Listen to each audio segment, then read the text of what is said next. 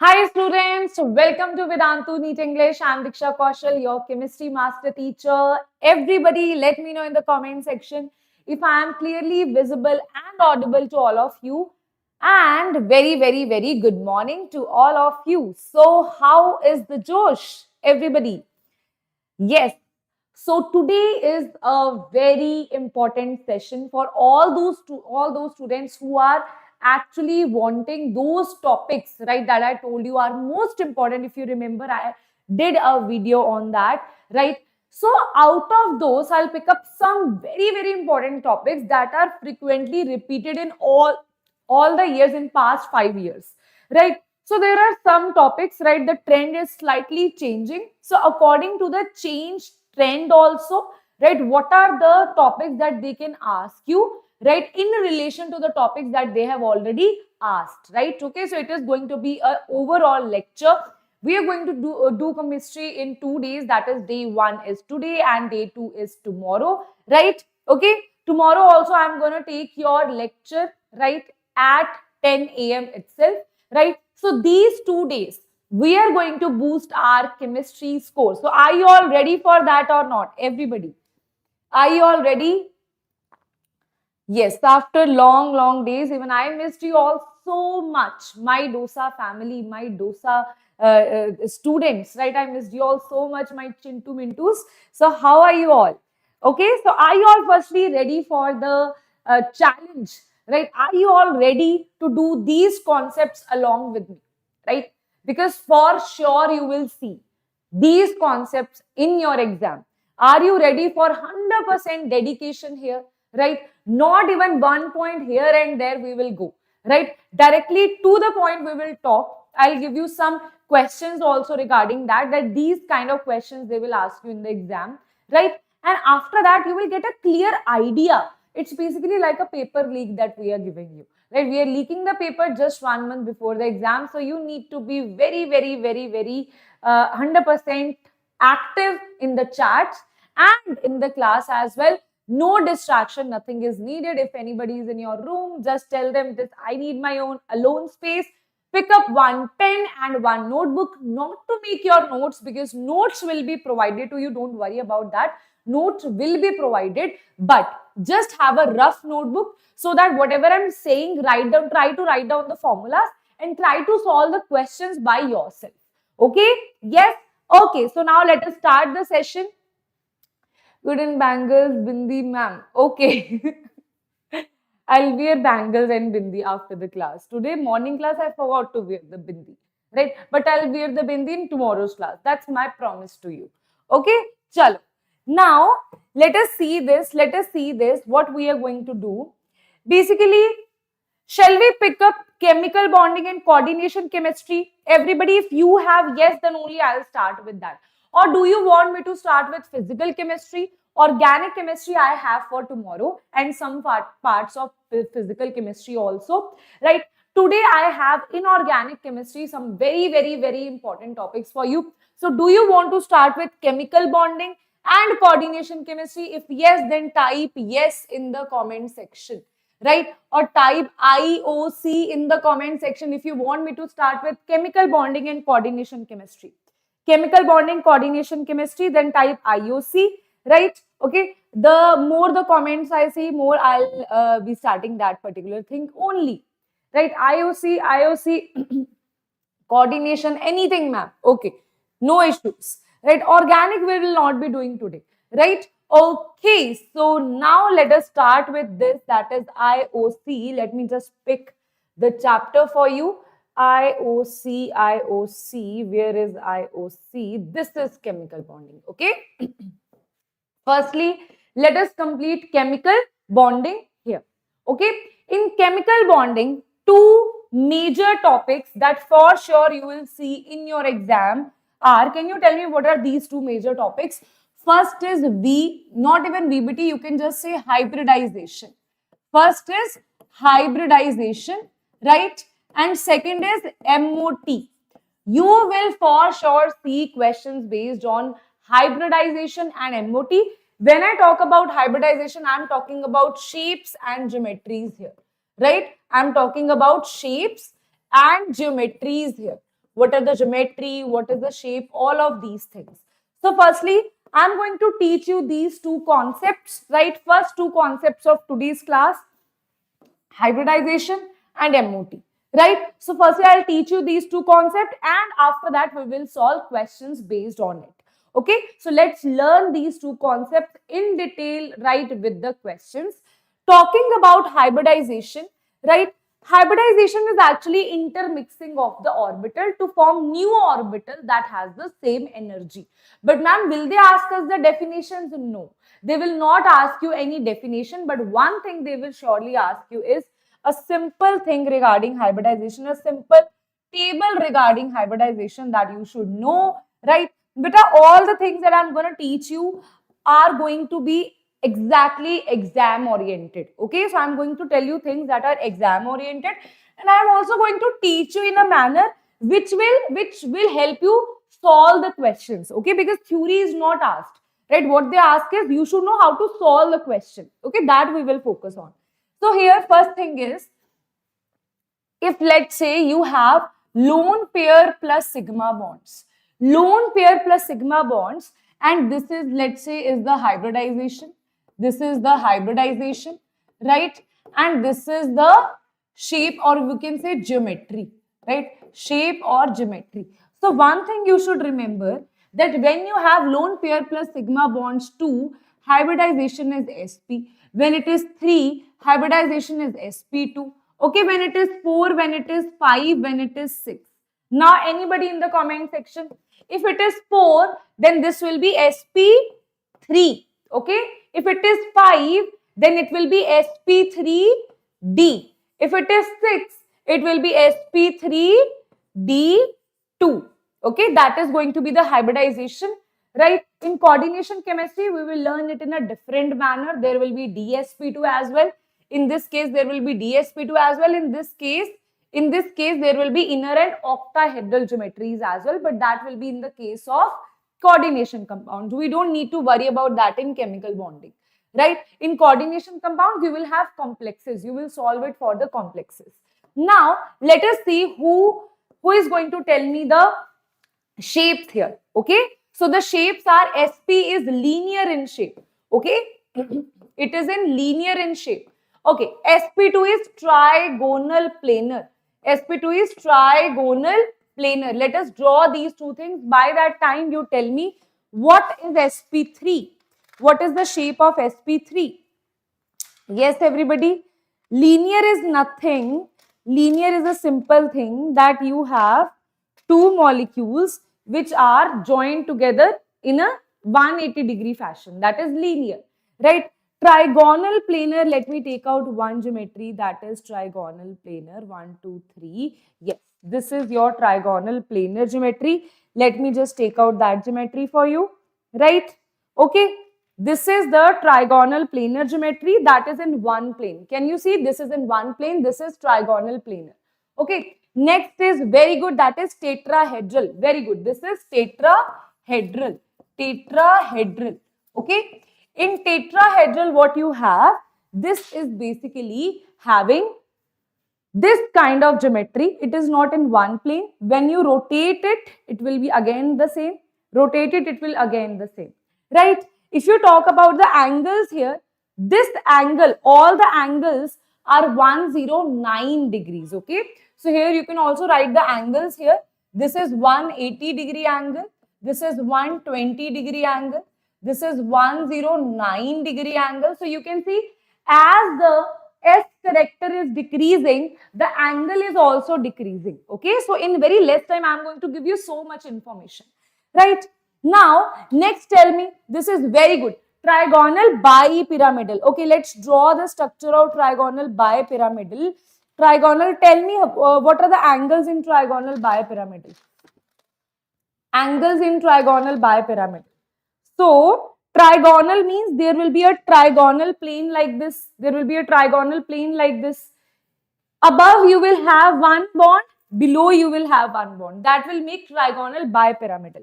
Okay, so I'll just show you how to make trigonal bipyramidal, right? Okay, drawing the geometries is a task, right? Okay, so we will have trigonal bipyramidal geometry here. Acha, tell me for octahedral, for SPD D2, what you have. By that time, you tell me what is SP3D2. Okay, this is trigonal bipyramidal. This is the trigonal plane that you have. This is one pyramid, this is second pyramid. So, first pyramid, second pyramid, that draws the trigonal bipyramidal. Very good. The angle is very good. This is trigonal bipyramidal. My students are super intelligent. Bipyramidal, bipyramidal, right? And what is the angle? As I can see, one angle is 120. Okay, so the angle between the trigonal plane, the angle between this triangle, that means the angle between this triangle is 120, 120, 120, right? And this pyramid above has 90-degree angle with all of them. This pyramid below has 90-degree angle with all of them. So angle is 120 and 90 degrees the angle here. Last one, everybody tell me, what is this structure? That is, what is this structure? That is sp3d2, that is octahedral structure. Octahedral structure. Okay, in octahedral structure, you have what kind of geometry? How many angles? Anybody, how many angles? Okay, so this is a square planar geometry, right? Which has one pyramid above and one pyramid below. So what you will see, there are 90-degree angles, right, with each other.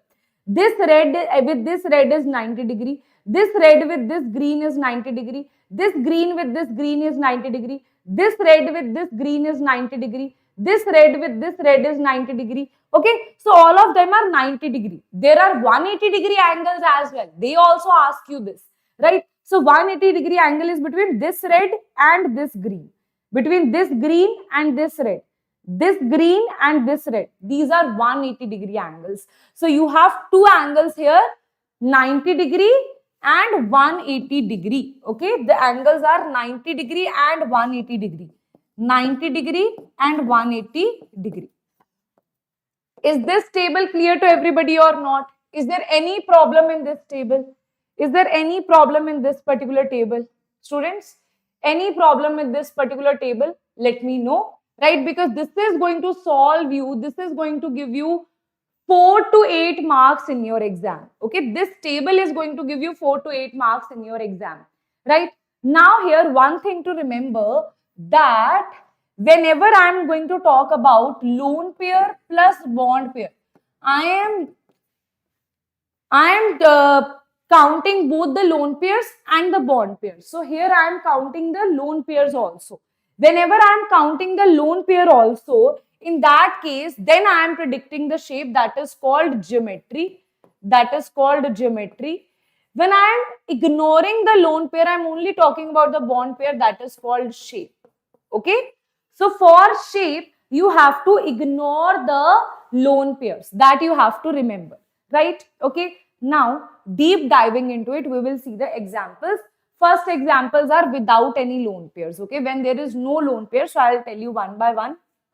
If you see this, you have BeCl2, right? BeCl2, right? BeCl2, HgCl2. These are the examples of linear geometries where I'll tell you how to solve this as well. Right now, so just go through the examples.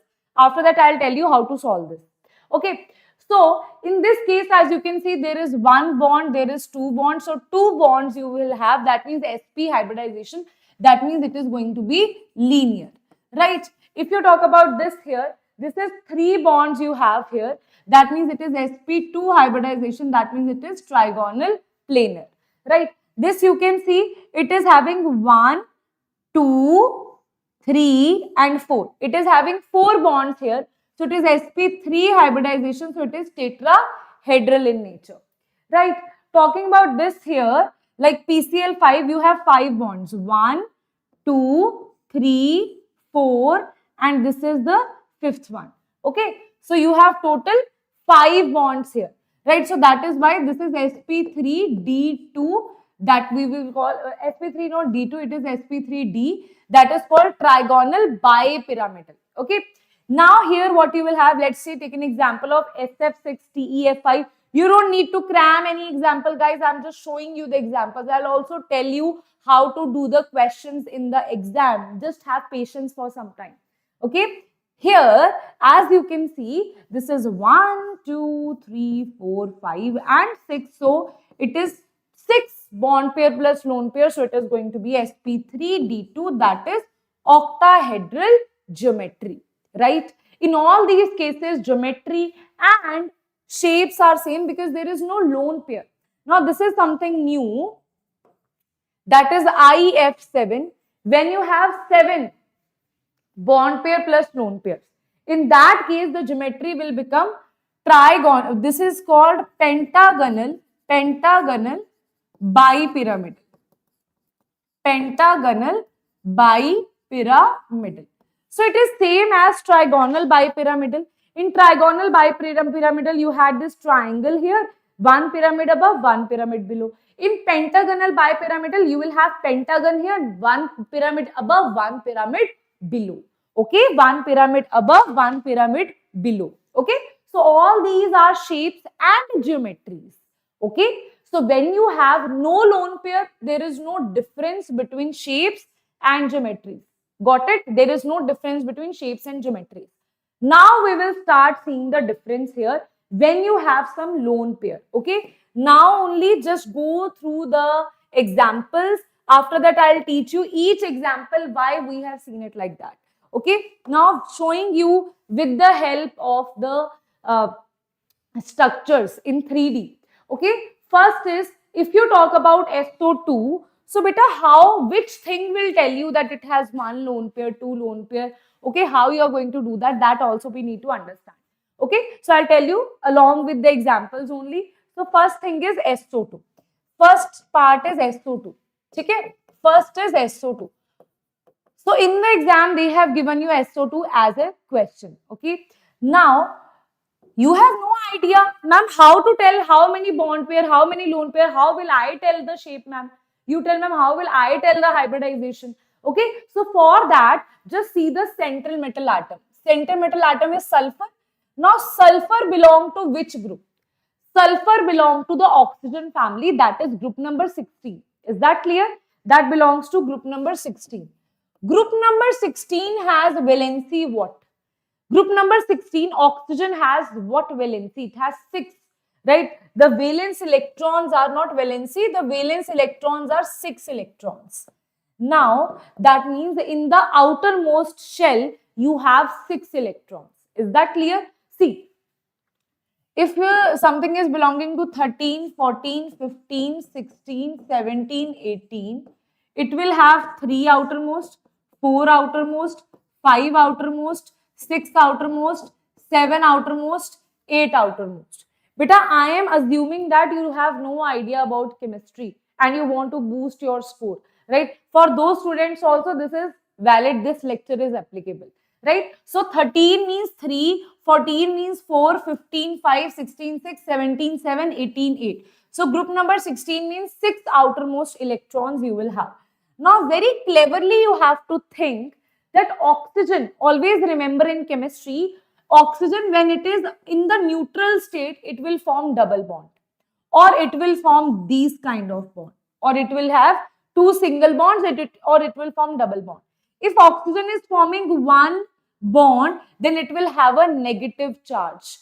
If oxygen is forming 3 bonds like this or 3 bonds like this, it will have a positive charge. Is this thing clear to everybody? If you are aware of these little things, chemical bonding will be a simple game for you, right? Is this simple concept of chemistry clear to you, right? For example, oxygen was thinking, I want to have 2 bonds, okay? You give them less bonds, okay? You give them 1 bond. Oxygen will be very negative. If I am saying that you will get, let's say, 650 marks in your NEET exam and you got 300 marks, you will feel very sad. But if, let's say, I said you will get 650 marks in your exam and you got 710 marks, you will feel very happy. So when it will feel extra marks, it will feel positive. Less marks means it will feel negative. 2 bonds oxygen need to form, right? So here, that means if oxygen is, there is no charge over here. That means sulfur is having double bond with the oxygen. But this is not the exact structure. This is not the exact structure. Sulfur is forming double bond, multiple bond. That is clear to you, right? Now here, you need to see the hybridization. For hybridization, see one thing. Out of this sulfur, right, 6 electrons, 1, 2, 3, 4. 4 electrons are already consumed in the bond formation. That means I'll kick out 4 electrons here. You will be left with 2 electrons. That means 1 lone pair, right? That means over here you will have 1 lone pair as well, right? Now talking about hybridization, you always never consider pi bond in the hybridization. Okay, if you see this, I have written here lone pair plus sigma bonds. I have not written lone pair plus bond pairs. I have written lone pair plus sigma bonds. So for that, you have to consider the sigma bonds here. So sigma bonds are going to be, this is 1, this is 2. So it is 2 sigma plus 1 lone pair. It is going to give you 3. That is sp2. That means it is a trigonal planar geometry. So it is going to be s double bond here, double bond here, and this is going to be the geometry, right? Geometry you will say it is trigonal planar. Geometry you will say it is trigonal planar. Can you tell me the shape? Can you tell me the shape? For shape, we will always ignore the bond pair, lone pair. Okay, so this is the geometry. But here one is lone pair. So we will ignore the lone pair in the shape. So it is nothing but it is bent V. Okay, this is ulta V, opposite of V. So it is bent V.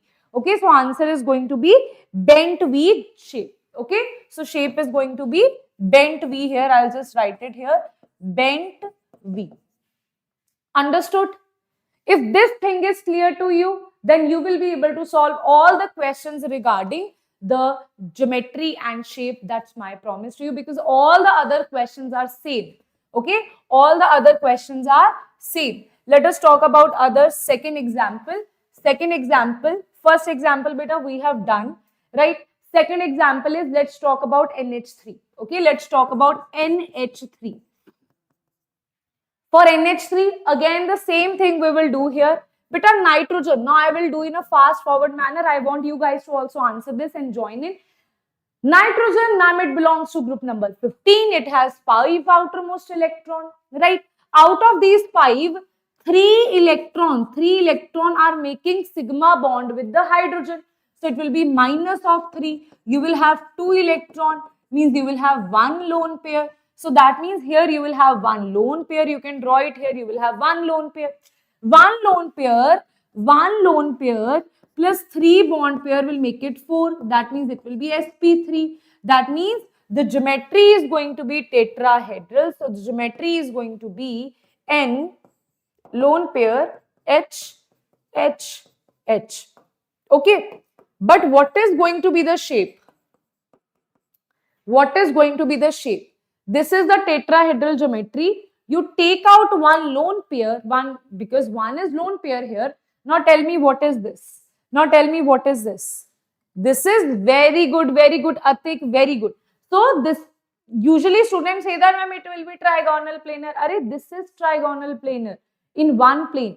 This is 3 bonds only, but they are not in one plane. They are at, as you can see, this is not in one plane. Okay, this is not in one plane. So it is pyramidal shape. Okay, so you will just directly answer. This is pyramidal shape. So shape is going to be pyramidal. Pyramidal. Okay, is that clear to everybody? Is that clear to everybody? That is done. Next is H2O, right? Next is H2O. Let's talk about H2O here, right? The third example is for H2O. For H2O, tell me, what is the central metal atom? For H2O, what is the central metal atom, guys? For H2O, what is the central metal atom? H2O, the central metal atom is oxygen. Oxygen belongs to which group? Oxygen, ma'am, it belongs to group number 16, right? So 16 means 6 outermost electron. Now, here if you draw the rough structure here, this is oxygen, this is 1 hydrogen, this is 1 hydrogen. That means the oxygen is forming 2 bonds with the hydrogen. That means 2 electrons are already occupied here. 4 electrons you are left with. That means 2 lone pairs. Now here we can say it has 2 bond pair, 2 lone pair. That means total 4. That is sp3. That means the geometry is going to be tetrahedral. That means it is going to be O, H, H. This is lone pair. This is lone pair. You will say, ma'am, this is not tetrahedral.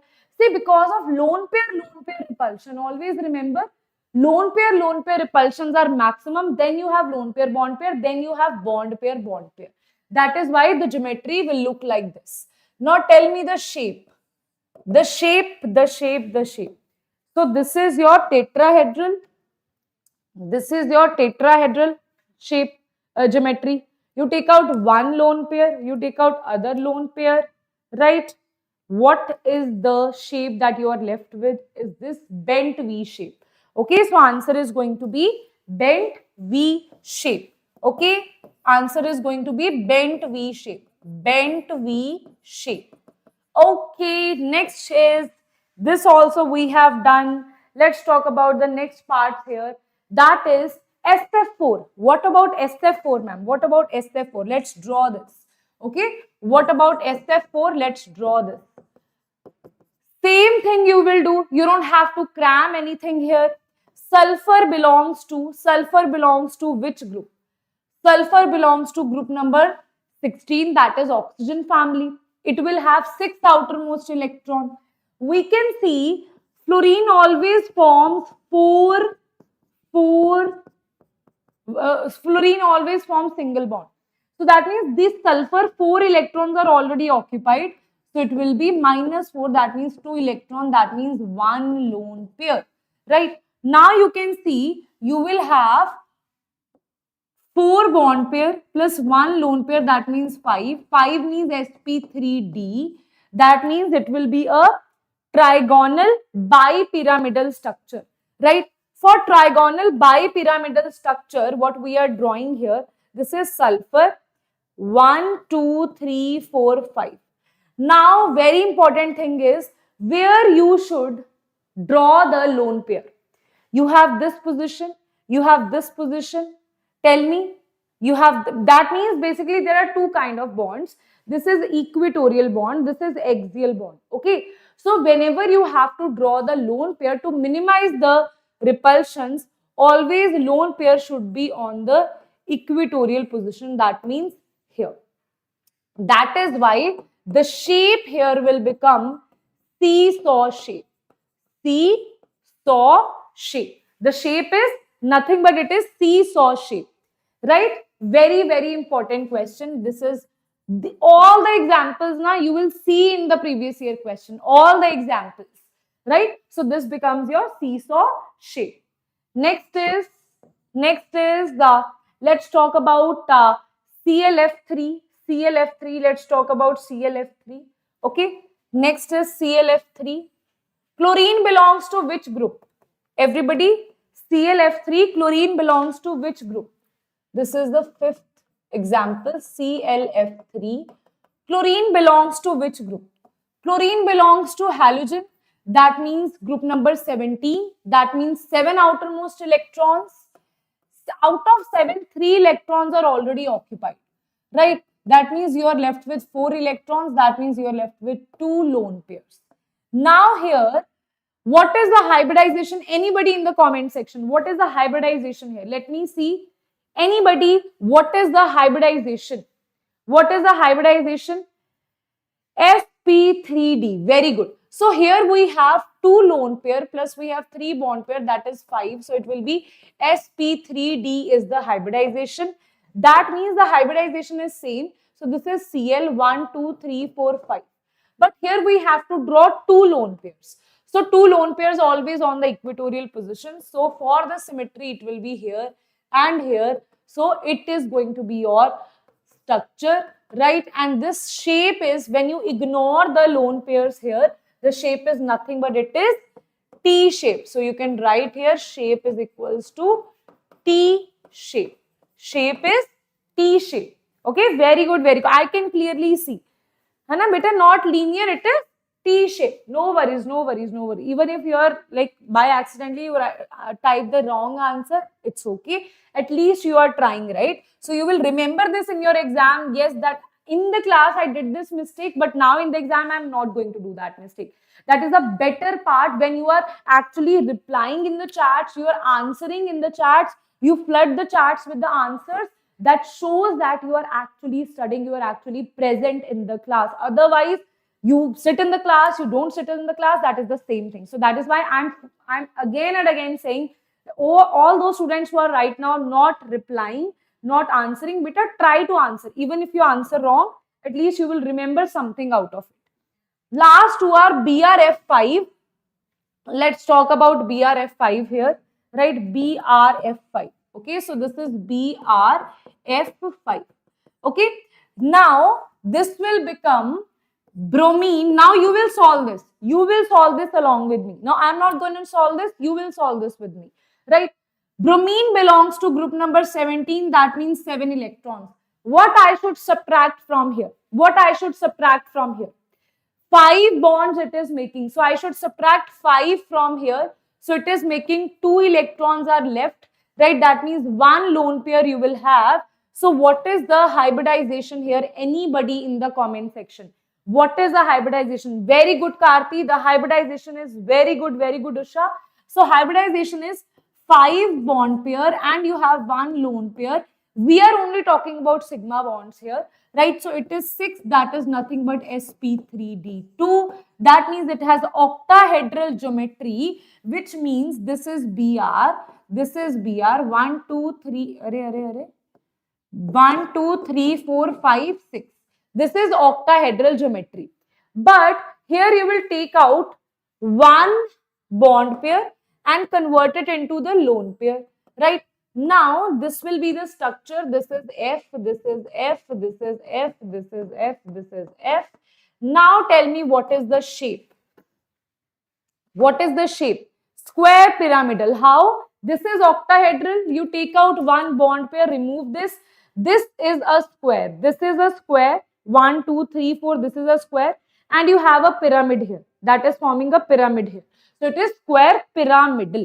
Right? It is square pyramidal. Very good, very good, very good. So shape is going to be square pyramidal, square pyramidal, square pyramidal. Okay? Chal. Last example of this particular topic is XEF4. Okay, let's see XEF4. Let's see the example XEF4. Okay, what about XEF4? I'll just draw it here only because that we are using now. So I'll just draw it here. XEF4, 7th example, XEF4. Xe belongs to which group? Anybody? Xe belongs to noble gases. Noble gases means xenon is going to have how much? Xenon is going to have 8 outermost electron. Out of that 4 are occupied. You will be left with 4 electron. That means 2 lone pairs. Total hybridization is 4 sigma plus 2 lone pair. It is 6. It is sp3d2. Geometry will be octahedral. But in that octahedral, you will have 2 lone pairs. 1 here, 1 here, 1, 2, 3, 4. So the shape is going to be only square planar. Right? So answer is going to be shape is square planar. Square planar. Okay? How? It is going to be square planar. You are taking out 2 bond pairs here. Okay, this is also eliminated. You will have only square planar shape. Okay, they will ask you shapes only in the exam. Geometries they will not ask you. Okay, is that clear to everybody? Now will you be able to solve all these questions? Now this is simple, है ना? This all we have done. This all we have done, right? BF3. Now tell me quickly BF3. If you talk about BF3, boron we know. Let's take an example of BF3. Let's take an example of BeCl2, BF3 and PCl5 also. Okay. What is BeCl2? Chal. If you, these are very small. So I'll just answer it here only. Now speed will increase more. BeCl2 Beryllium, hydrogen, helium, lithium, beryllium. That means 4. 4 is the atomic number, 2 is the outermost electron. Out of this, 2 are occupied. 0 lone pair it will have. And because its hybridization is only 2 bond pairs, so it is sp, so it is going to be Be. This is Cl, this is Cl. Understood? Next is Next is BF3. BF3 or BCl3, BX3, whatever you have. Now here, boron belongs to group number 13. It has 3 outermost electrons, 3 are occupied in bond formation, 0 lone pair you will have here, right? Now, bond pair, that means sigma bond is 3, so it is sp2 hybridization. So it is going to be trigonal planar, that is BF, BF and BF, right? Next we will have PCl5. Everybody, this is 8, 9 and this is the 10th part, PCl5. For PCl5, what you have to do, very simple. Phosphorus belongs to nitrogen family, that is 5 outermost electron, 5 are occupied in the bond formation, 0 lone pair. So you have 5 bond pair or sigma bonds, that means sp3d2, sorry, sp3d, that means it is having trigonal bipyramidal geometry, Cl, Cl, Cl, Cl and Cl. Got it? Anything, any problem here? Any problem here? So all the tables I have taught you, है this we have done. Okay, next is this. Acha, this is the repeated. I think it's double only, right? Okay, this we have done. This we have not done, right? Okay, this we have not done. Let's do this one. XCF2. Okay, XCF2. Let's do this. Others we will do in the question form only, right? Okay, after that, I'm going to start with the questions here, questions of this one. Or I'll start with firstly MOT, then I'll do the questions of both together, right? So, XEF2. Beta, now you tell me XEF2, this is what you will solve. Xenon belongs to group number 88. 18 means 8 outermost electron. 2 are occupied in the bond formation. You are left with 6, right? 6 means you will have 3 lone pair, right? Now here you have 2 bond, 2 sigma plus 3 lone pair, that is 5. That is sp3d. That means trigonal bipyramidal is the geometry. That is XC 1, 2, 3, 4, 5. Now you need to have 3 lone pairs that you will draw here. 1, 2 and this is the third lone pair. Okay. So this is going to be a linear shape. Linear shape. Linear shape. Understood? Got it? It is going to be a linear shape here. Okay, students? Okay? Chalo. Now, shall we start with the second concept, that is MOT? Everybody, shall we start with the second concept, that is MOT? Everybody? Sukshmeet, how it is bent V? Beta, it will not be bent V, na? How it will be bent V? You tell me. You tell me. See, here it is 2 plus 3, that is 5. That is sp3d. Now you have, this is the trigonal bipyramidal geometry. You take out 3 lone pairs and those 3 lone pairs should be from the equatorial position, not here. You can't draw the lone pairs on the axial position, equatorial. So it is 1, 2 and 3. Now you tell me what is this? This is linear only, na? So that is linear shape. Okay? Yes. MOT has trick. Don't worry, don't worry. VBT, hybridization and shapes are clear to you. Now tell me, will you be able to do this in your exam? Will you get full marks in this particular topic in your exam? Because this will be there in your exam, I can guarantee that. Okay, this you will see in your exam, right? Okay. Beta, lone pair we don't consider. This is what I was telling you throughout the lecture. Lone pair, just hide, ignore the lone pair whenever we are talking about the shape. Okay, ignore the lone pair. Lone pair you will never see whenever you are studying shapes. Okay, ignore lone pair just like you ignore problems in your life, right? Ignore the lone pair just like your crush ignores you, right? That's how you ignore the lone pairs. Okay, right?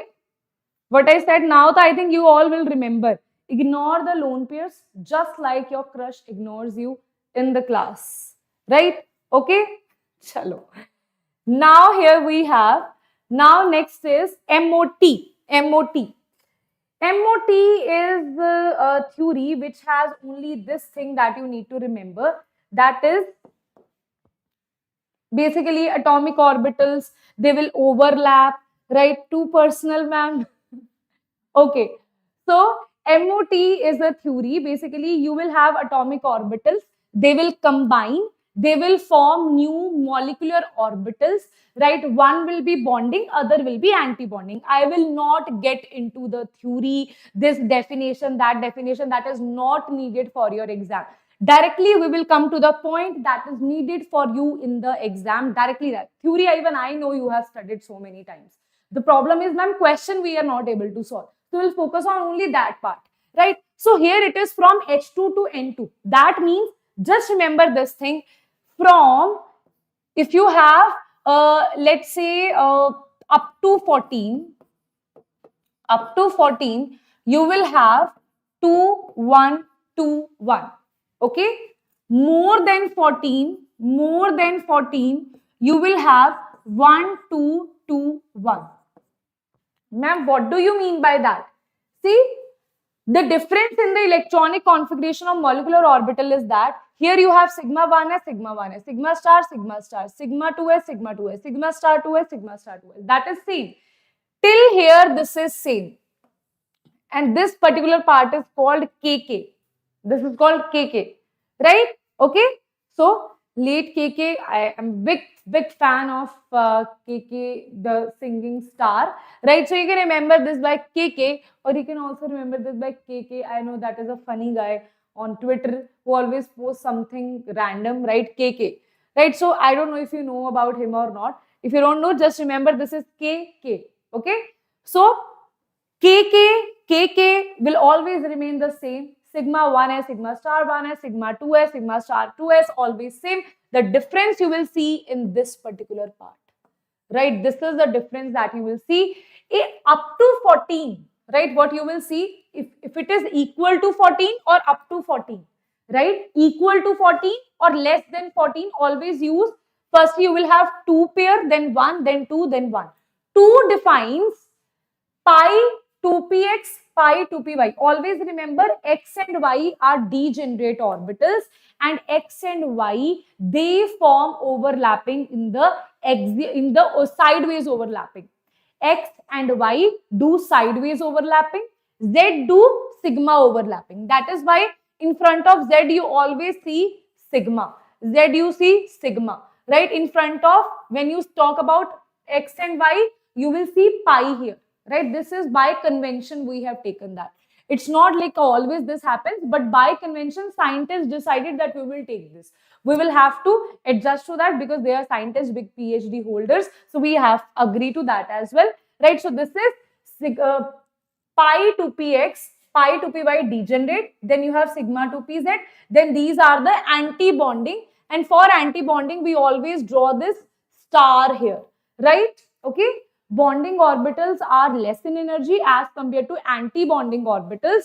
Now, it is very difficult, ma'am, what to write this so again and again and then again and again. Now, ma'am, how to solve the question, ma'am, in a fast manner, ma'am? We have to save the time. Ma'am, please tell us how to save the time in the exam. Okay, so I'll tell you directly how to save the time in the exam. Let's say you have, I'm just drawing one, I'm just solving one question for you. That is O2. And that is why this theory was a hit. Because it actually explained that why O2 is paramagnetic in nature. Okay. So O2, that means what exactly you have to do here? O2 means you have how many electrons? 8 plus 8, that is 16 electrons you have. Okay.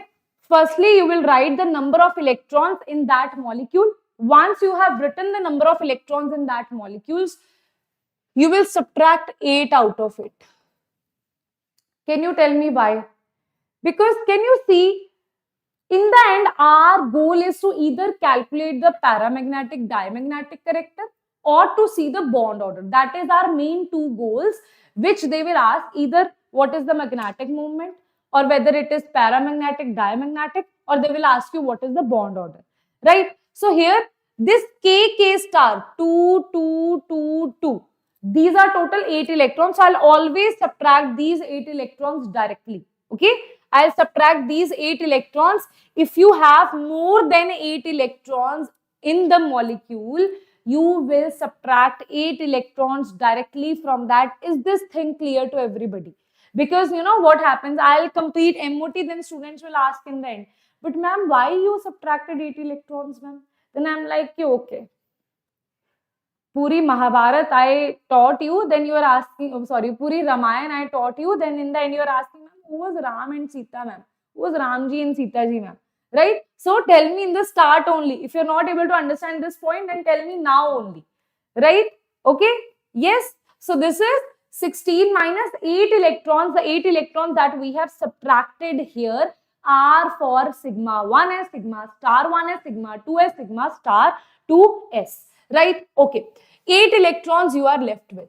Now, you don't have to worry about sigma 1s, sigma 2s. No. Just think that in the initial you have 16 electrons. 16 electrons are more than 14. That means you will apply 1, 2, 2, 1.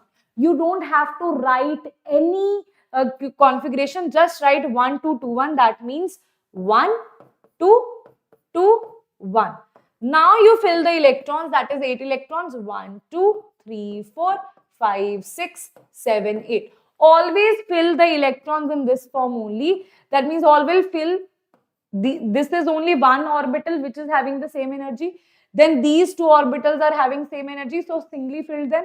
Then pair them up, then you're left with 2 more electrons. So that means this is definitely anti-bonding, this is anti-bonding, this is anti-bonding. Now, if they ask you from the proper method, you can say that in oxygen, now if they ask you, see, if they are asking you whether it's paramagnetic, diamagnetic, you can directly tell it is paramagnetic having 2 unpaired electrons. If they ask you, can you tell me in which orbitals you have the electrons? Then I'm like, okay, I also know that. So this will be, because it is single, Z is always single. Okay, Z is always, X and Y are beta never single. Okay, your X and your Y are never single, right? Okay, Z is always single. So this is Z, Z is sigma, right? So this is 2pz. This is pi, right? This is also pi. This is also pi.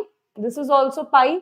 This is also pi. This is also pi. This is p, let's say y. This is py. This is px. This is px. 2. You can write 2 in front of it, right? Pi 2px, pi 2px. This is 2. This is also 2, right? This is a star here. This is also star. This is sigma 2pz. This is star. If you know these many things, then easily you can answer. Now you can say that these 2 unpaired electron, 2 unpaired, beta, this question is your previous year question of NEET. That's why I'm telling you in this much detail.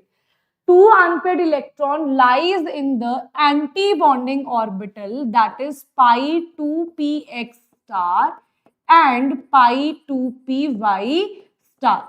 1 electron here and 1 electron here. Okay, if they want to ask you in like very deep, like very detailed, they are asking you, then they can ask you this, right? Then they can also ask you the bond order. Bond order is bonding minus anti-bonding electrons. See, this electron will cancel this electron will cancel this. 2 minus 2, 2 minus 2. So that is why if you have more than 8 electrons, you don't need to do anything with Kk. Just remember, calculate the bonding electrons here, 1, 2, 3, 4, 5, 6 minus 2 divided by 2, that is 4 by 2, that is 2. That is why oxygen always have double bond. Okay, that is why oxygen always have double bond. Now, but ma'am, I to know also one trick. Ma'am, if they are asking you just the bond order, we can also calculate this with the help of trick. Okay, see, trick is important. Trick I'll tell you, but if they are asking you something else, For example, they are asking you those two unpaired electrons are in which orbital. Then the trick will not work. Then you have to draw everything here. But for this detailed explanation also, I have given you one simple thing, that you subtract 8 electrons here. And you don't write the electronic configuration, rather write 1, 2, 2, 1 or 2, 1, 2, 1. Okay, that is the trick I told you for the detailed explanation as well. Now coming back to one step thing, that is if to calculate,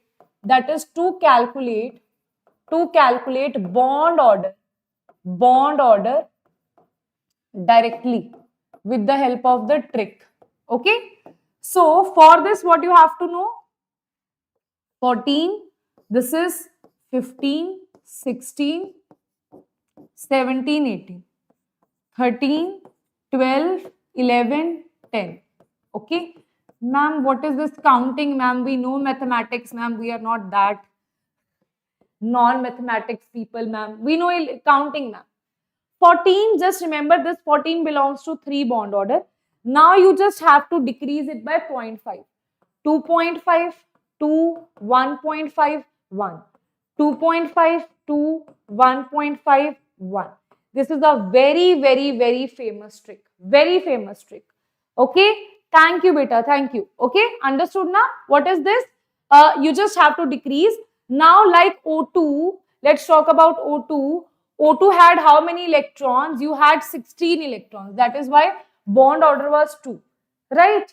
Now, if I give you an example of, let's say, N2. N2, we know that the number of electrons are 7 plus 7, that is 14. So, we can say 14 means 3 bond order. Right? Even if you calculate this, that will come out to be 3 only. Is that thing clear to everybody?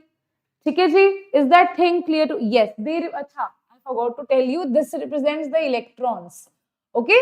This represents the number of electrons and this represents the bond order here. Okay? This represents the bond order. Got it? Yes? Okay. Now, let us see the table here. Directly, let us see the table here. This we have done, this we have done, this we have done. Dekho. If all are paired, that is diamagnetic. If one or more electrons are unpaired, that is paramagnetic. Now, it's a very, very important thing to note down that if the bond order is 0, then it does not exist. If bond order is 0.5, then it is a very unstable molecule. If bond order is 1, it is single bond, 2 means double bond, 3 means triple bond. Okay? Bond order, as it increases, stability of the molecule will be more and bond length will be less. We know that out of oxygen has 2 bond order, nitrogen has 3 bond order. We know that more the bond order, less is the bond length. That is why oxygen has more bond length as compared to nitrogen. Okay, understood? Yes, everybody. Yes, everybody. What exactly in bonding and antibonding, you let me know. Yes, less than 10, how to calculate bond order. Ma'am, for less than 10, let's take an example. Let's take an example of, let's say, H2. H2 has 2 electrons. So, 2 electrons will be filled in sigma 1s2 simply. So, you have this now, sigma 1s, sigma star 1s, right? Sigma 2s, you have sigma star 2s, right? So, you have to fill it this way. 2 electrons, then 1, then here 2, then 1, then here 2, then 1. Basically, it will be like this. Okay, I'll just tell you. Basically, it will be like this. 1, 2, 3, 4, 5, 6, 7, 8. That is how you have to fill all the electrons. If you have 2 electrons, that is sigma 1s2, right? So, you will have only bonding electron, that is 2 minus 0 divided by 2, that is 1. Okay. H2 positive, that means it is losing 1 electron, so it is 1 electron only. So, it is 1 minus 0 divided by 2, that is half, that is 0.5.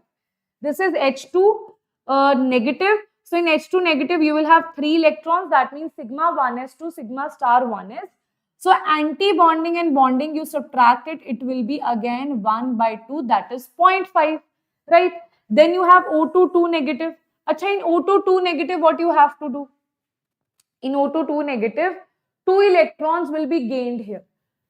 2 electrons will be gained here. You will have 1 electron here and 1 electron here. That is O2 2 negative, right? So, it will be a diamagnetic molecule. Got it?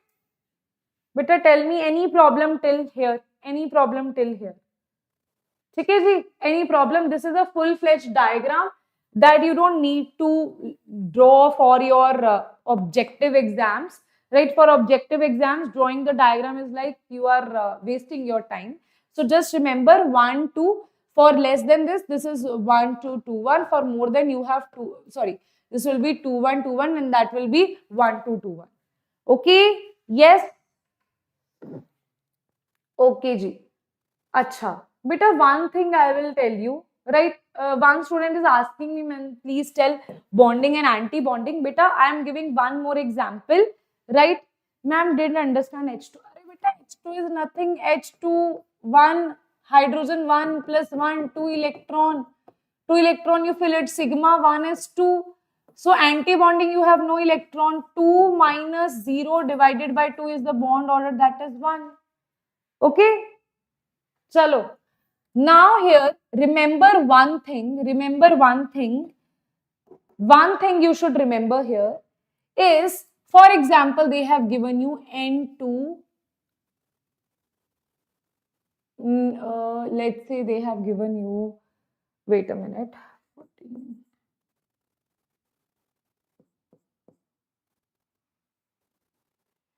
Okay, let's say they have given you N2 negative. Or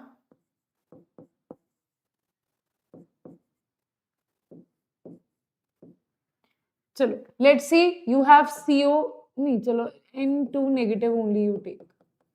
Okay? Okay? Okay. I just want to tell you one very important thing here. N2 negative, it has 14 plus 1 electron it has gained, so it has 15 electron. Right? KK you will subtract here. Very slowly I am solving this. Right? 14 plus 1 you have 15 electrons. KK you subtract, that means 8 electron you subtract, you will have 5, 6, 7, 8. 10, 6, 7, 8, that means 7, 8, 9, 10. 7 electrons you will have here. Wait a minute. You subtract 8 electrons here. 5, 6, 7, 8. Hello? 7 electrons you will have, no? 7 electrons you will have, right? Now here, if you see whether it will be 2, 1, 2, 1 or 1, 2, 2, 1, that is a major task. Now, if I have explained you here that if you have up to 14 or equal to 14, that should be 2, 1, 2, 1, right? So students in hurry, what they will do, who don't have, like, who have not, who don't have knowledge about this particular thing, what they will say that, ma'am, it is 15 electrons here, ma'am. So it will be 15 electron is more than 14, so it should be 1, 2, 2, 1. That is the wrong answer. Okay? 1, 2, 2, 1 is the wrong answer. The right answer is 2, 1, 2, 1. Now some students have explained it, right? That why it is 2, 1, 2, 1, why it is the right answer. See this diagram here. Here when oxygen was gaining the electron, when I was telling you that O2 2 negative, oxygen is gaining 2 electron, it is gaining in those orbitals only. It's not like it has switched its orbital first. It's like when you have N2 here, firstly you will have the diagram of N2 only. That will be 2, 1, 2, 1. 2, 1, 2, 1. In this, if you talk about N2 will have 14 minus 8, that is 6 electron. That is 1, 2, 3, 4, 5, 6. N2 will gain one more electron. That means one electron will be present here in the N2 only. So whenever you have ions, in a simple way you can understand, whenever you have ions, you should use only those things. Like whenever I am talking about this ion, I am going to choose whether it's 1, 2, 2, 1 or 2, 1, 2, 1 by the neutral species. Okay, the neutral species was N2 here. So I am going to choose according to that 2, 1, 2, 1, not 1, 2, 2, 1. Got it or not? Is this thing clear to everybody or not? Is this thing clear to everybody or not? Right? So this is anti-bonding, this is anti-bonding, this is anti-bonding. So it is 1, 2, 3, 4, 5, 6 minus 1 by 2, that is 5 by 2, that is 2.5. In the trick also, what you will see that for 15, the answer is 2.5. Okay, and it is paramagnetic in nature. Got it? Yes, everybody? Chalo. Okay. Now here, let us do the questions based on these two important concepts, right? Let us see if you are able to answer these questions. Okay, test yourself now. Test yourself now if you are able to answer these questions or not.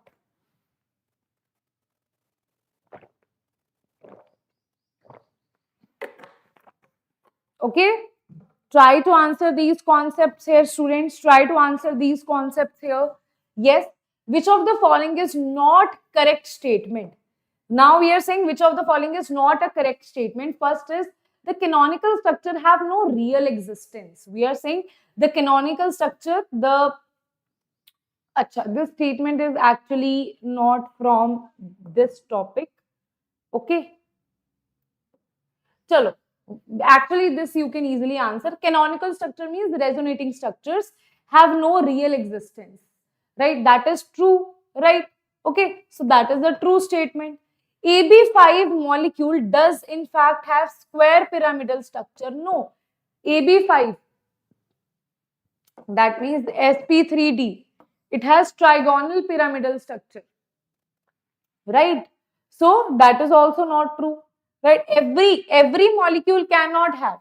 See, if you are saying that you have AB5 with no lone pair, then it will have trigonal bipyramidal structure like this. If you are saying you have AB5 molecule with one lone pair, then it will have octahedral structure, octahedral geometry, which will have one lone pair here, and this will be the structure that is square pyramidal. So the thing is, it should have one lone pair, only then it can have square pyramidal structure. Every AB5 molecule cannot have square pyramidal. That means there can be choices also trigonal bipyramidal. So this is the incorrect statement. Multiple bonds are always shorter than corresponding single bonds. That is also correct, right? The electron deficient molecules can act as Lewis acid. That is also the correct statement. So answer is B is the correct answer. Next is which of the following is a polar molecule? For polar molecule also you should know the structure here. If you know the structure, you will be easily able to draw the polarity of the molecule.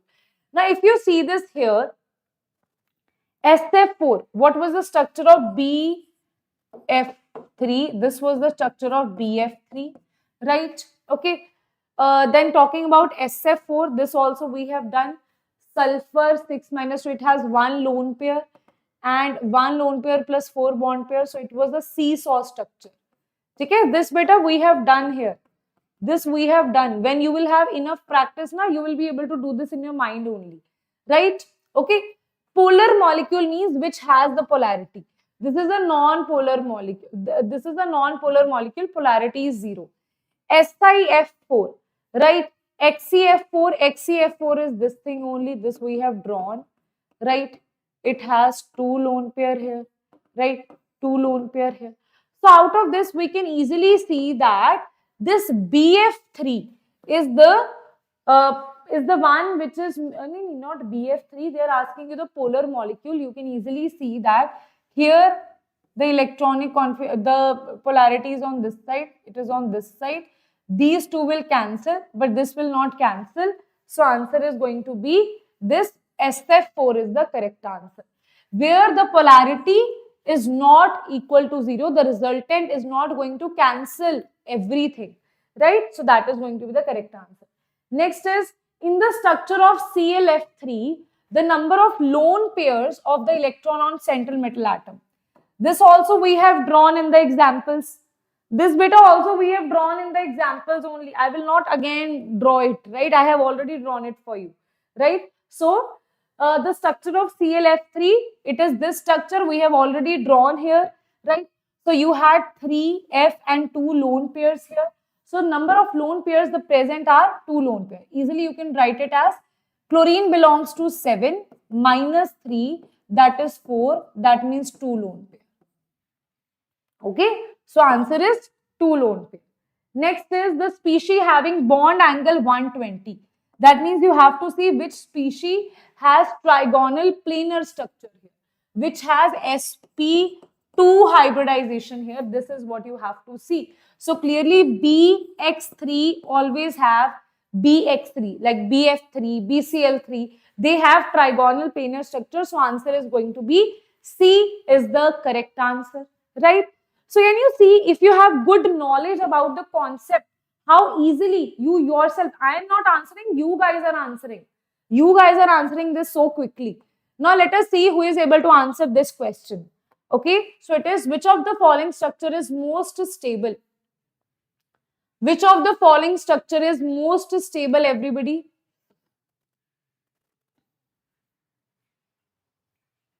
Try to answer this. Yes, everyone. And also don't forget to like this video, right? If you're actually having fun, if you're enjoying this class, right? Don't forget to like this video, right? Don't forget to like this video. Share this among your friends because we are still left with so many concepts here. Chalo, very good. Now students are saying B is the correct answer, ma'am. Let us see. Yes, very good. On equatorial, lone pairs are stable. So answer is only structure is most stable. Most stable structure is the first one. First one is only A, right? So answer is going to be A is the correct answer. Okay, chalo. Next question here is, among the following molecules, SO2, you have two molecules, SO2, SF4, ClF3, BrF5, XCF4. Which of the following does not describe any of the molecules mentioned? Okay. See, SO2 will have bent shape. Okay? Those who have done enough practice now, so they will have like proper fix in your head that what is the shape. Trigonal bipyramidal, I can see trigonal bipyramidal is not exactly represented by anything here. Seesaw shape is represented by this SF4, right? That represents the seesaw shape, right? Then T shape is represented by the Cl, because Cl is like this, F, F, F. This is one lone pair, other lone pair. Right? If you have seen this, one of the students, Sukhmeet, answer it, ma'am, it is linear. Hai na? Then I told him, right, or her, right, I'm not sure. Okay, so then I told them that, okay, this is two lone pairs, so it is T shape, if you remember that. So trigonal bipyramidal is not represented by anything here, right? So answer is B. Okay, B is the correct answer. Nothing is representing the B structure. Okay, next is the shape or structure respectively. Now, this is something new, ma'am. Ma'am, this you have not taught us. है ना? Ma'am, this, ma'am, her. Okay. अच्छा, core is her. Okay. ठीक है, Sukhmeet. So, the shape structure, this they are telling you the shape and the structure XCF5 negative, XCO3F2. है ना? So, this is something new to you. So, we will solve this. Now, let us firstly solve XCO3F2. Okay. So, XCO3F2 is very, very simple. Xenon belongs to group number 18. So, it has 8 outermost electron. Let us draw a random structure here. We know that oxygen always forms double bond. Fluorine always forms single bond. Random structure I am drawing here. That means 1, 2, 3, 4, 5, 6, 7, 8 electrons are occupied in the bond formation. There is 0 lone pair here. In the end, how many sigma bonds you have? 1, 2, 3, 4, 5. 5 sigma bonds, that means sp3 dehybridization. That means you will have trigonal bipyramidal geometry. So this is Ze. Double bond here. You will have 3 oxygens you have, na? So you can have double bond. Trigonal bipyramidal only you can write here. Trigonal bipyramidal, trigonal, this is eliminated, this is eliminated. Right? Okay. So this is 1, 2, 3, 4 and 5. Okay. This kind of structure you will have here, that is trigonal bipyramidal. Right? Hybridization is sp3. Now, talking about XCF5 here. So XCF5 is also the same. Negative means you have gained 1 electron here. So xenon means you have 8 outermost electron, 18, group number 18. 5 are occupied in bond formation, right? That means you will be left with 8 minus 5, 1, 2, 3. But here you are also gaining 1 electron, so add 1 electron here, right? So that will be 4. This means you have 2 lone pair. Now you have 5 bond pair. Okay, na? Wait a minute. So you are gaining 2, na? So this will be pentagonal planar. Okay, na? So this is 5 plus 2. So that is going to be 7. Right? So it is going to be 7. Very, very important. Why? Because it has 5 bond pair, 2 lone pair. So it is going to be 7. Ma'am, 7 to you didn't tell us. Array 7 I told you na, it is pentagonal bipyramidal. Pentagonal bipyramidal means one pentagon will be here, present here. Then one bond will be, pyramid will be upwards, one pyramid will be downwards. That is the 2 pyramids that you will have. Now here if you have 1 lone pair, here also you have 1 lone pair because 2 lone pairs, that means you will have, the shape will be pentagonal planar. So that is why the answer is A, that is pentagonal planar. Got it? That was a new good question. Okay. Happy I'm saying good luck Dinesh, all the best for your exam, do well in your exam. Okay, chalo. Now next is according to, now this is MOT, how the questions they will ask you from MOT. The question is, according to molecular orbital theory, right, which of the following statement about magnetic character and bond order correct regarding O2 positive? Anybody, okay? According to molecular orbital theory, which of the following statement about magnetic character and bond order regarding O2 positive? Beta O2 to we have drawn, right? So O2, wait a minute. Paramagnetic, acha, O2 positive firstly, so they are asking you. O2 we know that it is 16 electrons. So it will be 2 1 2 1. 1 2 2 1. 1 2 2 1. Now when we are talking about O2 positive, that means you have taken 1 electron, 15. 15 minus kk, it will be 15 minus 8. 15 minus 1, it will be 7 electrons here, right? Okay, 15 minus 8 means you will have 7 electrons here. 5 6 7, yes. So now 7 electrons you have to add, 1 2 3 4 5 6 7. That means it is going to be paramagnetic with 1 electron.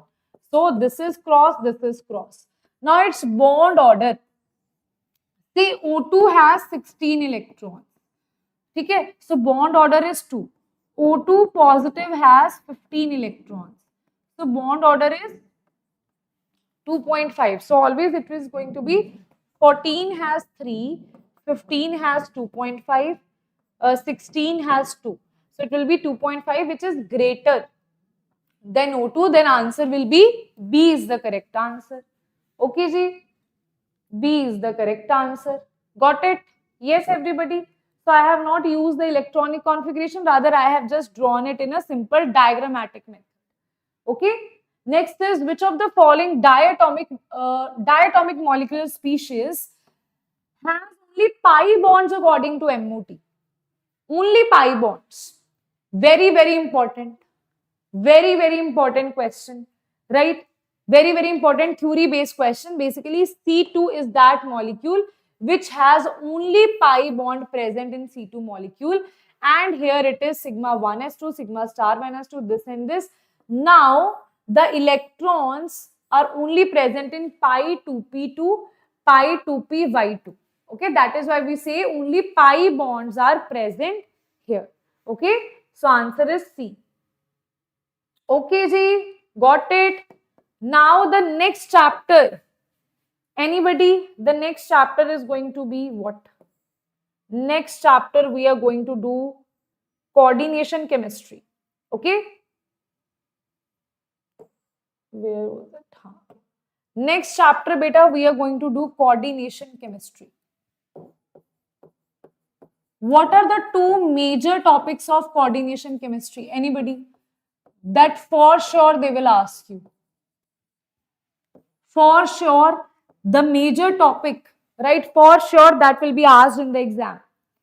Yes. What is that topic? Anybody? Now, so you guys are also teachers. How many a time I have told you two major topics of coordination chemistry?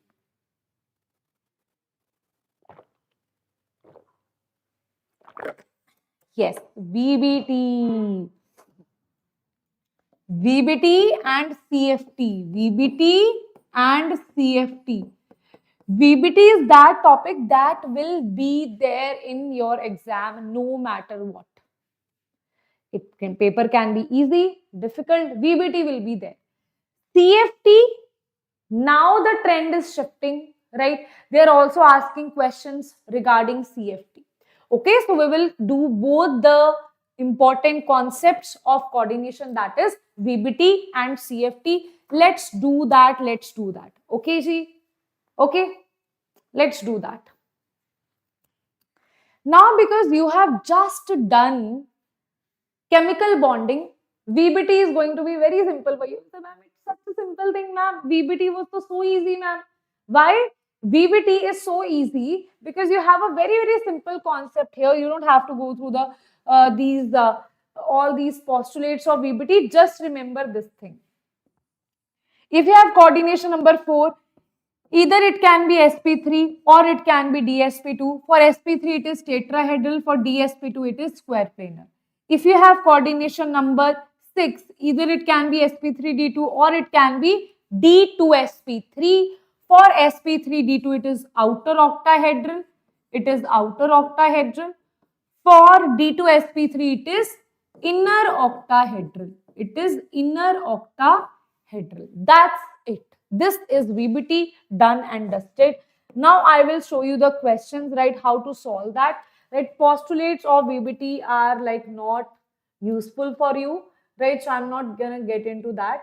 You should know that how to solve the questions. Okay, you should know how to solve the questions. So we'll focus on the questions only. Coming to the questions here. First here is, that is COF6. Okay. So whenever they have given you question regarding VBT, first step, what is the first step here? First step is to see what is the oxidation number of the central metal atom. Okay. So if you see this here, the oxidation number is, this is x minus 6 is equals to minus 3. That will come out to be x is equals to plus 6. That is going to be the oxidation number. Okay. X minus 6 is equals to minus 3. X is going to be not plus 6. X is going to be plus 3 here.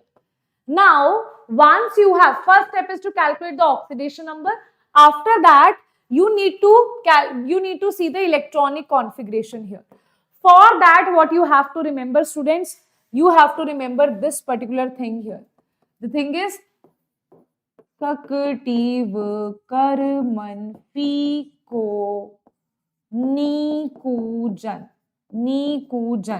Okay, so there are so many mnemonics also here, right? So totally your choice which mnemonic you want to go for, right? I just remember this is a Saktiv Karman Fikunikojan. That is how I remember this. 21, 22, 23, 24, 25, 26, 27, 28, 29, 30. See, all right, 4s. I'm telling you the electronic configuration here. 4s 3D. Always write 4s 3D. 4s 3D because I know that some students are weak in electronic configuration as well. That is why I'm also writing the electronic configuration here. 4s 3D. See, if you don't know the electronic configuration, you won't be able to solve VBT. As simple as that. VBT, you are doing the theory, you are learning the postulates, you don't know the electronic configuration, 0 marks. Okay, you know the electronic configuration, you know how to solve the questions of VBT, but you don't know the postulates, full marks. Okay, because postulates are not important, the application is important. So here it is 2-1, so write 2-1. 2-2, write 2-2. 2-3, 2-3. 2-4, 2-4. 2 5, I'll skip this. Okay, chalo, I'll write 2 5 here as well. 2 6, 2 6, 2 7, 2 7, 2 8, 2 8, 2 9, 2 9, 3 0, that will be regarded as 2, and this is 10 0. Now here, chromium is exception and copper is exception. It will be 4s1 3d5 because of half filled and fully filled. That's it. This is the full electronic configuration here. Okay? Any problem here? Okay, I just draw this simple thing and then I wrote the electronic configuration. Before this, in all these cases, you have argon 18, that is not required in the exam. Right? Okay. Now here, as you can see, let's come back to the question here. This is cobalt. Cobalt is 27. 27 means 4s2 3d7. Right? Now here you take out 3 electrons. Always and always, what I am saying, always take the electrons from 3d or 4s. Right? Okay? Take the electrons from 3d or 4s. Yes, very good. Sankaran can see the hard work that I am doing. And so that's why he is saying that I don't have to say like the session. The students are saying like the session. That is what defines the hard work of a teacher. Right? So here, as you can see, here it is, take out 3 electrons. So always take the electrons from 4s first, right? Okay, beta, always take the electrons from 4s first. That is also one of the confusion. Okay, what we do, we learn big things, but we don't know small things where we do silly mistakes. Then we say exam is very difficult, right? That's why I'm focusing on very small things that you do mistake in, right? So always take electrons from 4s first. So it will be CO3 positive is nothing but it is 3d6. So in 3d6, F negative is a weak field ligand. So weak field ligand will cause no pairing. So it will be 1, 2, 3, 4, 5 and 6. You have 4 unpaired electron. So magnetic moment is N plus 2. Bohr magneton, where N is 4. Okay, one more trick here I am telling you. Ma'am, how many tricks, ma'am? Arre yaar. Chemistry is going to, I am again telling, chemistry will save you in the exam. Right? Okay, you can save the time for physics here. Right? So here it is. As you can see, if you have number of unpaired electrons, this is magnetic moment. Okay? So, if number of unpaired electron is 1, 2, 3, 4, 5. More than that, it is not possible. 1.7, 2.7, 3.8, 4.9, 5.9. Approximately, these are going to be the magnetic moments for this particular unpaired electron. And the formula is definitely mu is equals to under root n plus 2, right? But you don't need to do the under root and all of that. This directly you can answer. Okay, directly you can answer that. Right? Okay. Now here, this is 4 unpaired electrons. So magnetic moment is going to be 4.9 here. Right? Now, always remember, if you have 6 coordination number, this is 6 coordination number, so you need 6 rooms. Okay? 6 unpaired electrons, 6 coordination number means 6 rooms you need. Empty rooms you need. Empty rooms. Okay? So this is 1, 2, 3, 4, 5, 6. Okay? So 6 empty rooms are of nothing but this is S1, 2, 3, 4, 5, 6. That is sp3d2. Okay, so answer is going to be outer octahedral, right? Because there are unpaired electrons here, so it is high spin complex. So it is high spin complex. Because of unpaired electron, it is paramagnetic complex. Okay, so they can ask you so many things here. What is the hybridization? Hybridization is sp3d2. What is the shape here? It is outer octahedral. The geometry is outer octahedral. It is high spin. Magnetic moment is this one. This is paramagnetic or diamagnetic. This is paramagnetic. So many questions can be asked here based on this one particular concept. Right? Okay. Now, talking about cobalt with NH3. Right? Cobalt with NH3 will not cause the pairing or will cause the pairing? Everybody tell me, right? So if you have cobalt with NH3, right, you will have 6 spaces here, right? So how you will fill these spaces, everybody? So we know that cobalt is nothing but it is cobalt 3 positive. Again, it is 3d6, right? Again, it is 3d6. So orbitals of cobalt are like this, orbitals of CO3 positive are like this. Now what will happen here? They will cause the pairing. NH3 with cobalt will cause the pairing here. That is the reason 1, 2, 3, 4, 5, 6 electrons will be here. You will be left with D2sp3. That means you will have inner octahedral complex. Inner octahedral complex. Because there is no unpaired electron, it is diamagnetic.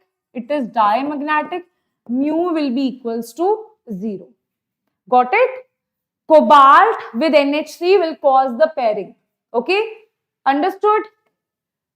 Okay.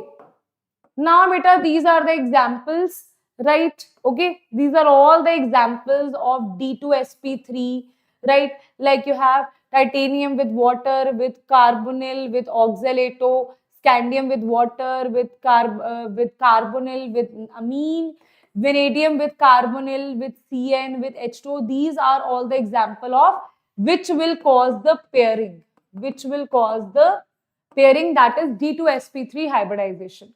For outer octahedral, these are all the examples of outer octahedral.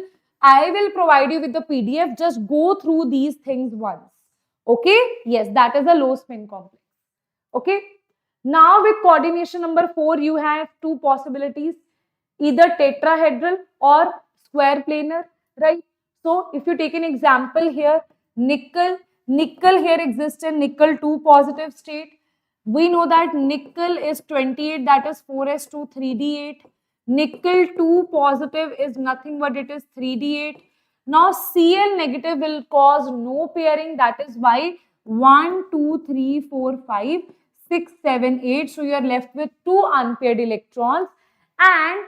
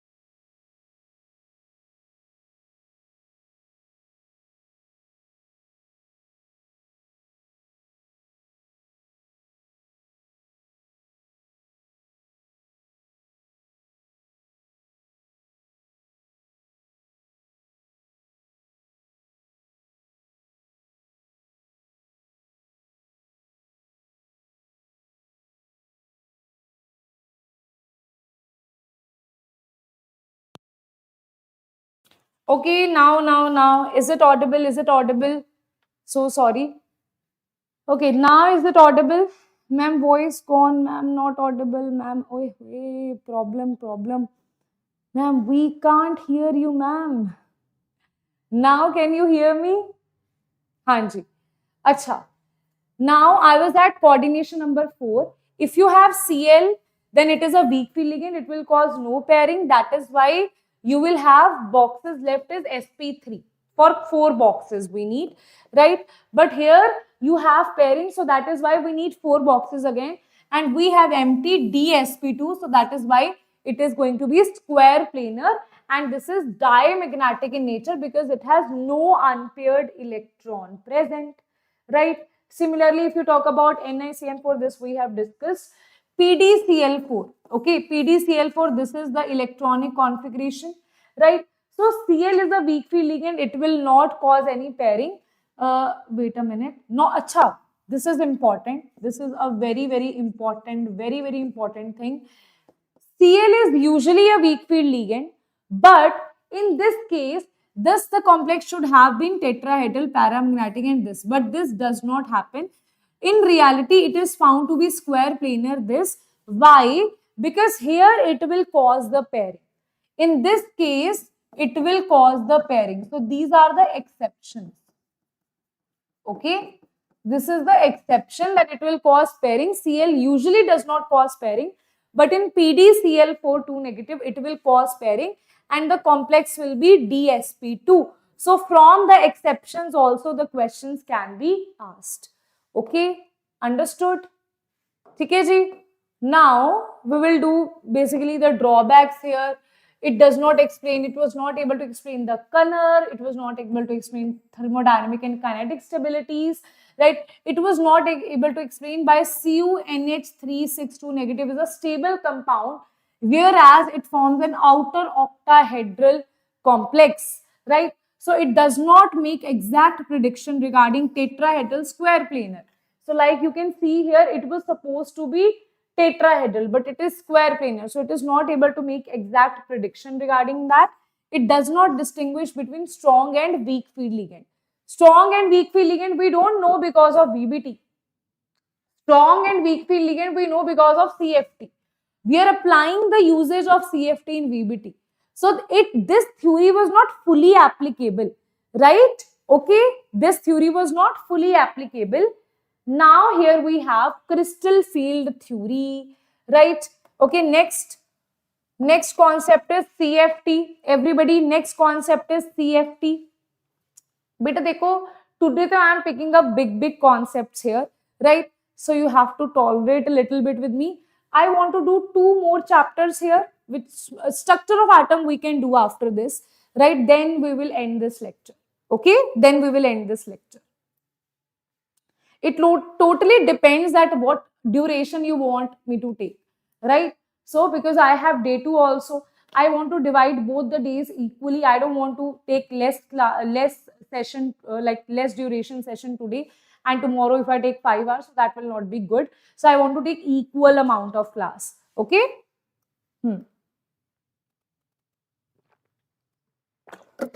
My idea is, then you will feel that, ma'am, we want a break, I'll give you the break. After that, even I feel after coordination, only after CFT, I will give you break. After that, we can start with some very important concepts of physical chemistry. Okay, at least we can do that is not under very important concept, right? Okay, I am picking up only the important, most frequently asked, those concepts only I am picking, which will definitely be there in your exam. IUPAC naming is not a definite concept. These are the definite concepts that will be there in your exam, right? Okay, chal. Now here let's talk about CFT, that is crystal field theory. Okay, in crystal field theory, we assume that these are point charges, right? They have electrostatic interaction. So what exactly happened here? The 5d orbital is isolated gas molecules. This all you don't have to do. Just remember that all in a free metal, all these are degenerate orbitals, right? When the ligand will approach, all they will get excited, right? For example, you have 5 friends, right, who are like living happily with each other, chit chatting. Then there is some girl in the class, right? So there is some new girl in the class, so they all are very excited that I'll make her my friend, I'll make her my friend. So what will happen here? They suddenly get very excited here, right? But then what will happen? The girl is very dramebaz, very tantrums, she's throwing tantrums. So she will cause splitting in the friendship of these 5 friends. Array, now that it is audible, yeah. Now that it is audible. Now she will cause splitting in the friendship of these 5 friends. So what exactly happens here? 5 friends who were chilling, gossiping about this and that, right? Now some new girl, she will enter in their class, right? She will enter in their class. So as this girl will arrive in their class, what will happen? These all boys will get very happy, very excited. Oh my God, very good and very cute girl is in our class. So what to do? Now what will happen? They will all have high energy. Now what will happen? Their friendship will break. Okay. So in octahedral, the friendship breaks in a different manner, in tetrahedral in a different manner. So if you talk about tetrahedral and octahedral, let us talk about that. So in a very simple way, I'll tell you this. In tetrahedral, as you can see here, wait a minute. In tetrahedral, what you can see, this is the tetrahedral geometry. Tetrahedral geometry, this is not along the axis. As you can see, these all are, this is between the axis. These are not along the axis. But if you see the octahedral geometry, okay, beta, that depends on you, Khushi. When you will say, ma'am, we are tired, I'll end the class, right? I have so many topics to teach you. I have just completed, I am on the 4th concept, right? Okay. So this is octahedral geometry. Octahedral geometry, the angles are along the axis. Now, we know that in this 5 degenerates, see all the 5 friends, they have different upbringing, okay? They have different way of living, right? So basically, these 5 friends all are not symmetrical, right? All are degenerate, but some are these dxy, dyz, and dzx. These are between the axis. These are between the axis, right? But if you talk about axial d block, that means dx square minus y square and dz square, they are along the axis. So what will happen in an octahedral? Not tired with you, ma'am. Awesome. Now here, if you talk about along the axis, right? This is along the axis. These lobes are along the axis, right? So what will happen? Tell me one thing. Okay? So this is the boy, right? This is the girl, right? So this is also along the axis. Their thinking is matching with each other. Okay? This is also along the axis. This is also along the axis. Now they are like, okay, we can be friends, right? So the one that has same thinking, their energy will get high. Okay? They will get high energy. Others who don't have same thinking, they will have low energy. So that is why what happens in the let's say firstly in the octahedral field, what you will see, that you will have dx square minus y square and dz square. Their energy will get increased because dx square minus y square and dz square are along the axis, and octahedral shape is also along the axis. That is why they will have good bonding, right? Other 3 will have no good bonding. dxy, dyz, dzx, they will have low energy, right? In tetrahedral, what will happen? In tetrahedral, what will happen? Let us see. Okay? In tetrahedral, what will happen? Let us see. This is the tetrahedral. In tetrahedral, what will happen? Tetrahedral is not along the axis. It is not along the axis. It is between the axis. And we know that dxy, dyz and dxz, dxy, dyz and dzx, all these are between the axis. Tetrahedral shape is also between the axis. So those orbitals which has between the axis, they will get excited here, and hence you will have what kind of thing? Here you will have 3 orbitals above and 2 orbitals below. Okay, that is why your octahedral and tetrahedral CFT diagram is different. Okay, or not like this session, go and like the session. Thank you so much, Amitha. Thank you so much. And my students are there to support me. They are there. They are like, okay, ma'am, you won't say that like the session, but ma'am, we are here to say that. That is a biggest gift that students can give to their teacher. That is the biggest thing, because when students are there, now we don't have to tell anything. They themselves speak for us, right? Chal. Now here I'll just go through this all. You don't have to go through. I have explained you all of this. Okay, I have explained you all of this. Just remember, in octahedral splitting, you have this kind of diagram. Okay, between the axis will be down, along the axis will be high in energy. So this is dx square minus y square dz square. Now this is the barycenter. Also remember, from barycenter to the EG orbital, the one which is having 2 orbital, that is called E. The one that is having 3 orbital, that is called T2. This is G and this is also G. Now here from the barycenter to the EG orbital, the diagram is this is plus 3 by 5 delta naught. From barycenter to the T2G orbital, that is called minus 2 by 5 delta naught. Now I will tell you a very amazing thing here. Very amazing thing here. Thank you so much, Sukanya. Thank you so much, beta. Thank you.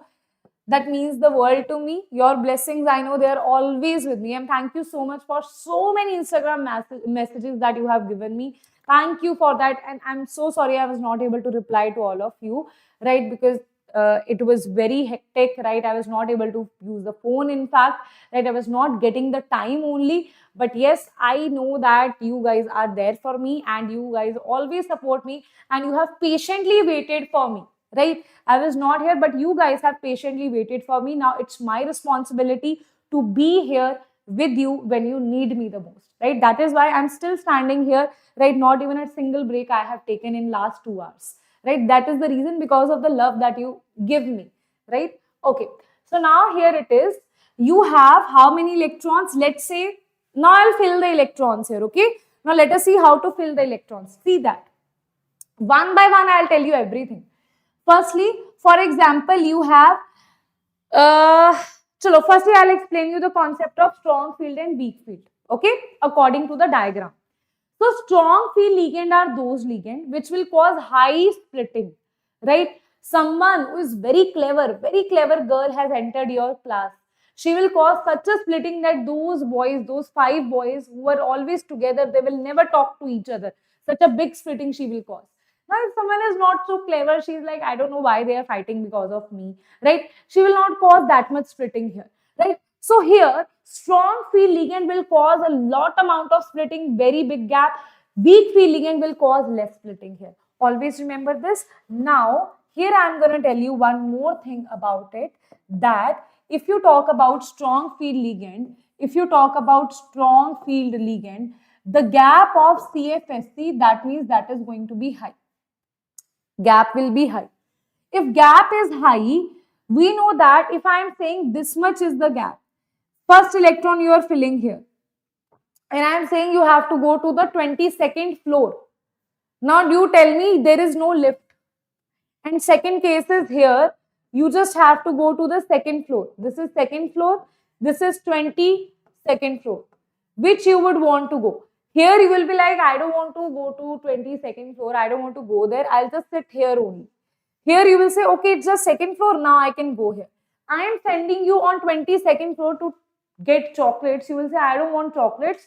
What if I get the chocolates, but you know, I'll just sweat so much in between. I don't know if I'll be able to reach 22nd floor, right? There is no lift, nothing. So you will sit here only. Here you have 2nd floor. You will say, okay, I'll get on the 2nd floor, I'll get chocolates and pizzas. I'll go, right? Because the distance is very less. So that is why whenever you have strong field ligand, it will cause the pairing. It will cause the pairing, right? Whenever you have weak field ligand, there is no pairing. There is no pairing because the gap of CFSC is very small, right? So this is CFSC. The gap is small, which is a weak field ligand. Okay. Other thing is, if you have caused the pairing, that means it is a low spin complex. That means the spin is going to be less. Number of unpaired electrons are going to be less here. It is a high spin because number of unpaired electrons are going to be more. Okay? Understood? So these are all the important terms that you should remember when they talk about CFSC, this and that. Now, tell me one thing. Here, why it is causing pairing? Why it is causing pairing?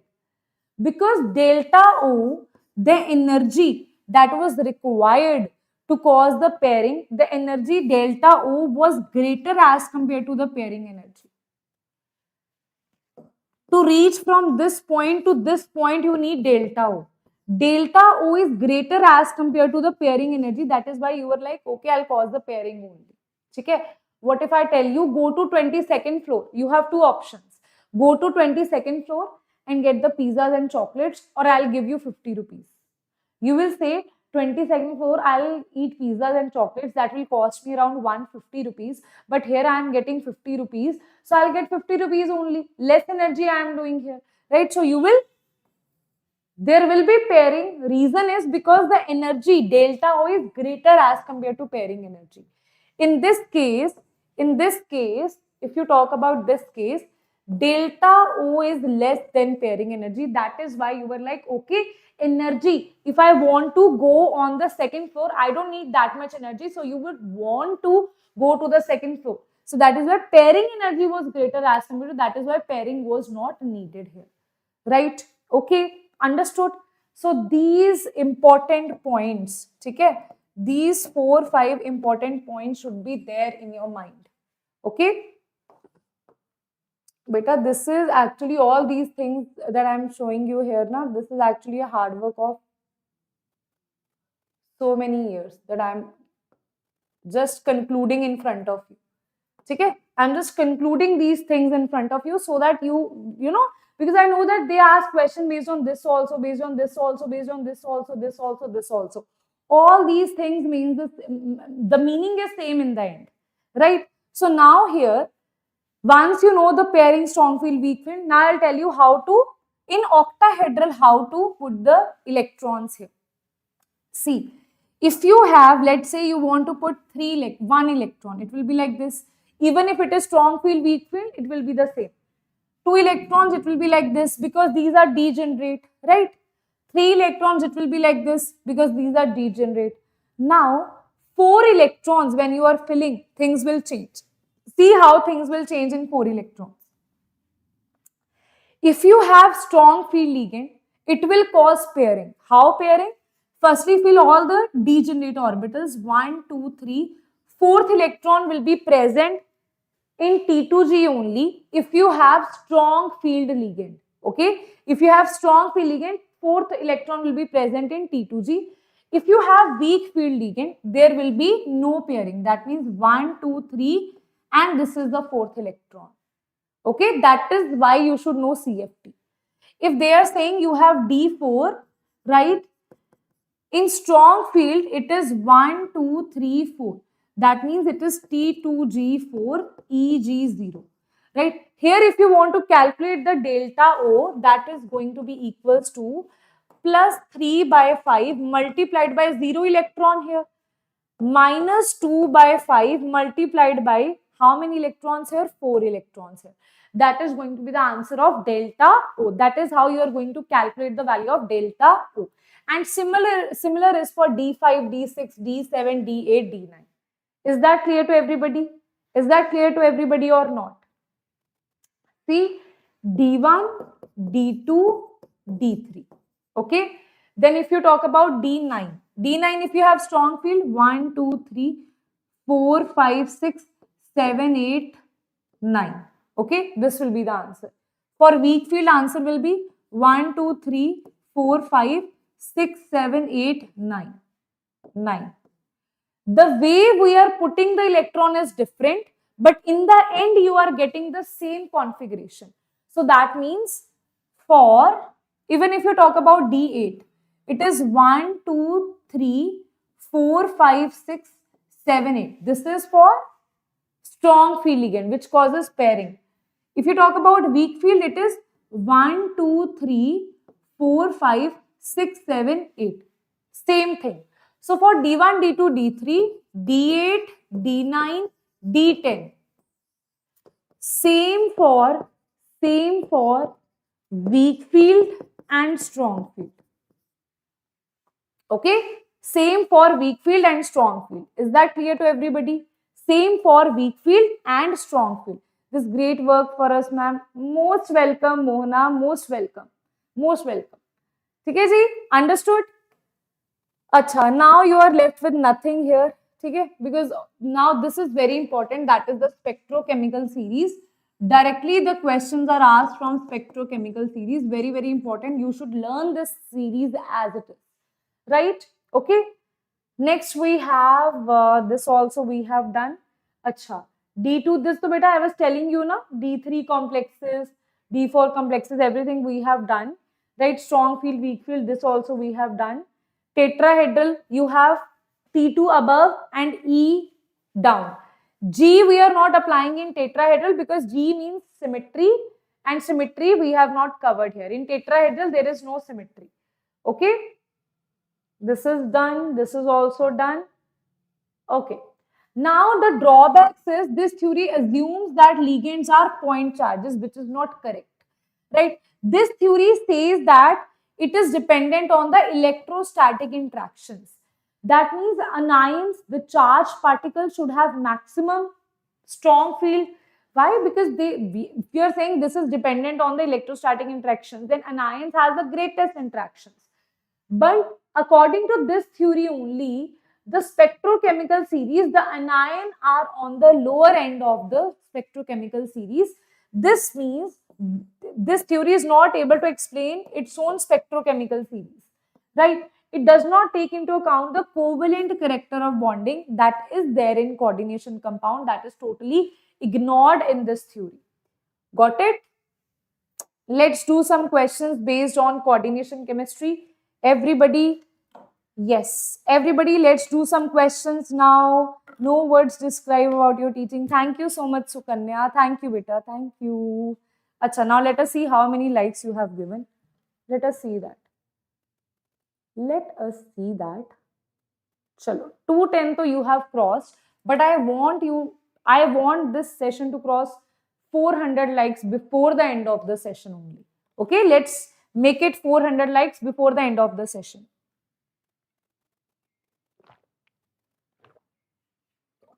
Okay, ji. Now, ready, ma'am. Sukanya is ready. Others, how many of you are ready for this question answer round? This is the question answer round, guys. Let us see how many of you are ready for question answer round. Because concepts we have learned.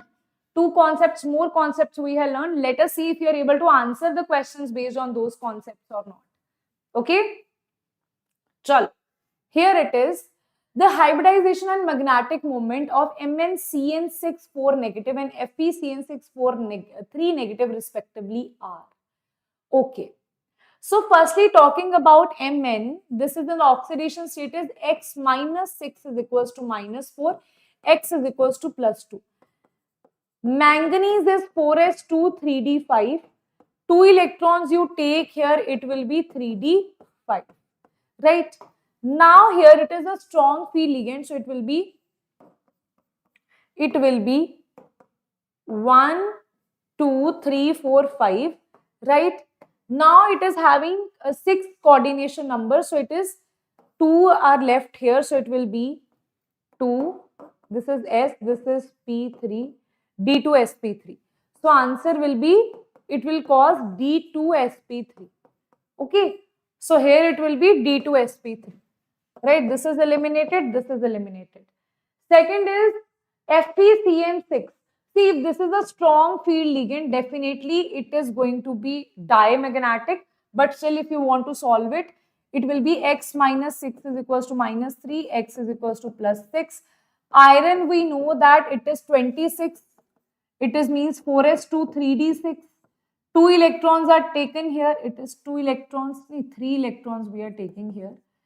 4s0 3d5 it will be, right? Acha. This 3 electrons, na, then it is going to be paramagnetic. Okay? 3 electrons we are taking here, so it will be 3d5. For 3d5, again it will be paramagnetic because it will have 1 unpaired electron. Yes, it will have 1 unpaired electron, na, because this is 3d5. So even if you cause the pairing, it is same as this. 1, 2, 3, 4, 5. You will have 1 unpaired electron here. Right? So that is why it is going to be paramagnetic, as you can see here. 1 electron will be left here. Right? Okay? So answer will be paramagnetic. Chalo. Next is the correct increasing. Now next question is the correct increasing order of wavelengths of absorption in the visible region for the complexes CO3 positive is. This is based on spectrochemical series. Spectrochemical series. Right? Now here you have cobalt, all are in +3 oxidation state. You have to tell the increasing order of wavelength. So E is equals to hc by lambda. That means energy is inversely proportional to lambda. That means you will have the opposite order of lambda, opposite of spectrochemical series you have to answer here. Opposite of spectrochemical series. So when you see the spectrochemical series here, the order of the ligand is En is stronger than NH3 than water. The order of this will be opposite. En will be the smallest, then you will have NH3, then you will have water in case of wavelength. Okay, so it will be increasing order will be En, NH3 and water. So answer is C is the correct answer. Okay, C is the correct answer. Next question here is, pick the correct statement with respect to MnCN6. This we have done just now. Just now we have done this, that it was D2sp3, na? It was D2sp3 and it is the octahedral complex. So answer is going to be A is the correct answer, that it is D2sp3 and it is a octahedral complex. Just now we have done this. Okay. Next is, this I think directly question is not, without question only, directly answer I can see. Chalo, koi baat nahi. I know you have seen the answer, but still we can go through this. Here they are saying the magnetic moment, right? For magnetic moment, you have to solve all of them, right? Let's solve them. Let's solve this. What you have to do here is calculate the oxidation number, right? Okay, the oxidation number, as you can see, here it is Fe2 positive, here it is Fe2 positive, Fe3 positive, Fe3 positive. Iron is 4s2 3d6. Fe2 positive is nothing but it is 3d6, it is 3d6. Fe3 positive is 3d5, 3d5. Here you have strong field ligand. Here you have strong field, it will cause pairing. So it will have 1, 2, 3, 4, 5. 1 unpaired electron means 1.73. So A will be 4. A will be 4. A is 4 only in case of B and D. Next is, this will not cause pairing. So you will have 5 unpaired electrons. So it will be, B will be 1. B will be 1 only in this case. So answer will be B is the correct answer. Okay, that is how you're going to solve these questions. Right? Next is, what is the correct electronic configuration of the central atom? Electronic configuration, right? Electronic configuration of the central atom. So what you have to do here is K4FeCN6. So if here you have 4, it will be 4 negative. Here it will be X minus 6 is equals to minus 4. X is equals to plus 2. So iron is 4s2 3d6. For plus 2, it is going to be 3d6. So answer is going to be 3d6. Acha, they are asking you order according to CFT. Okay? So it is 3d6. We know that it is basically a coordination of octahedral complex. So it will have 1, 2, and here you will have 1, 2, 3. Because Cn is a strong field ligand, it will cause a lot amount of pairing, right? So it will be 1, 2, 3, 4, 5, 6. So this is T2G, this is the EG. So answer will be T2G 6 and EG 0. So answer is A is the correct answer, because En is a strong field ligand. It will cause the pairing. Okay? En is a strong field ligand. It will cause the pairing. So answer is going to be A is the correct answer. Okay. Next is directly based on the strength of the ligand. This is directly from the electrochemical series. So you can see answer is C is the correct answer, directly from the not electrochemical, directly from the spectrochemical series. You can answer this. There is no need of this and that here. Okay, Ji. So we have completed 4 concepts here: chemical bonding, coordination, chemistry. Like definitely you will see questions from these 4 concepts. So till now 4 into 4, right? Minimum 16 question 16 marks you will gain, है ना, what we have done till now.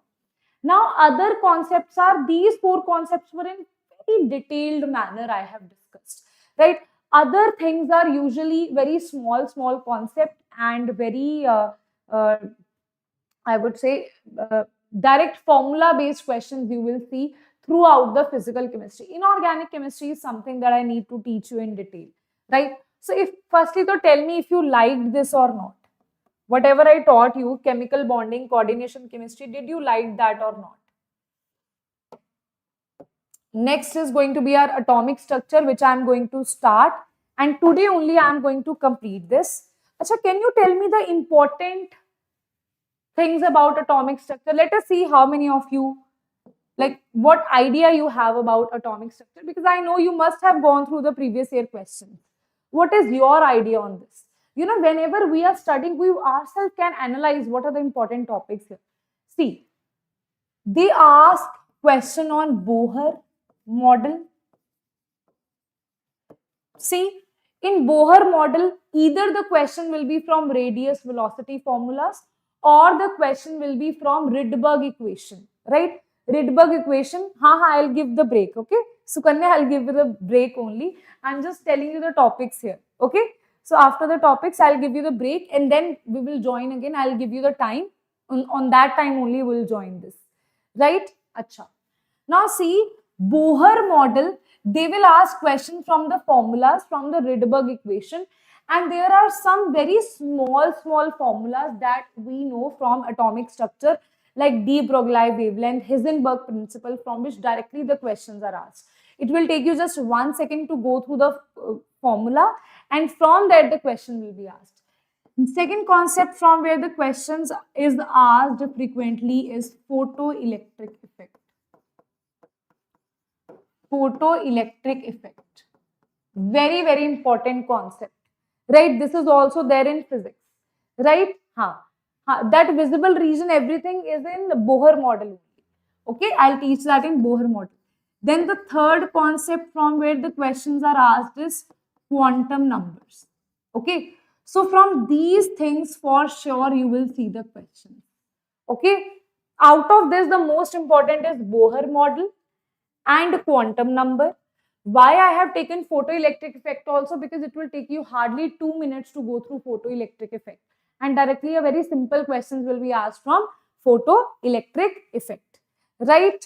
Okay, so these are three very important topics that we are going to see after the break. Okay, after the break we are going to see these concepts.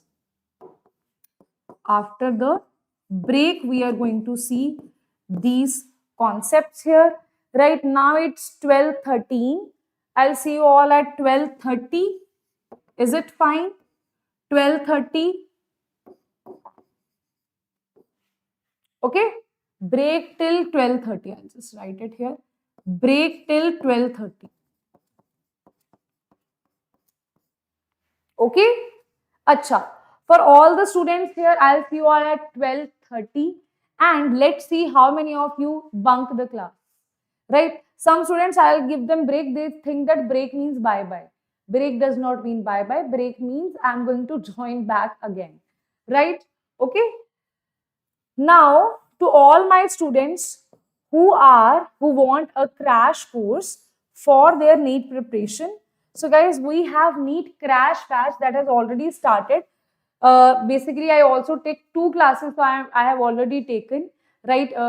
Structure of atom we have already completed in that batch, right? So the batch has started from 17th of March itself, right?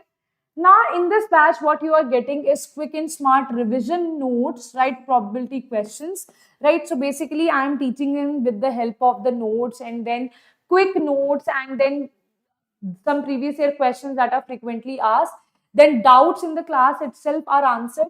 Study material is provided, full part and full tests are provided to you. Live doubt solving quizzes and previous year question discussion is there. 100% live session, 100 plus live sessions are there. Teacher notes, assignments, class recordings are provided. 30 plus part tests are provided and full syllabus tests are provided to you. So basically, everything that you need in next 1 to 1.5 month is provided to you in this particular batch. Classes are provided to you, right? In which short notes, right? In the detailed manner, we are teaching with the help of short notes, whatever you require for your exam. Then we are also doing the quizzes in the class itself to increase your speed, where you can see that on the leaderboard where you are. And next thing is you can also see the part test here. Okay, so tests are provided to you, which analysis will be given to you, reports will be given to you, so that you can know that where you actually stand. Okay, now here you have AITS for NEET 2025 is provided to you. 2020 test in AITS, 3 part test, 2 full syllabus tests for 12th.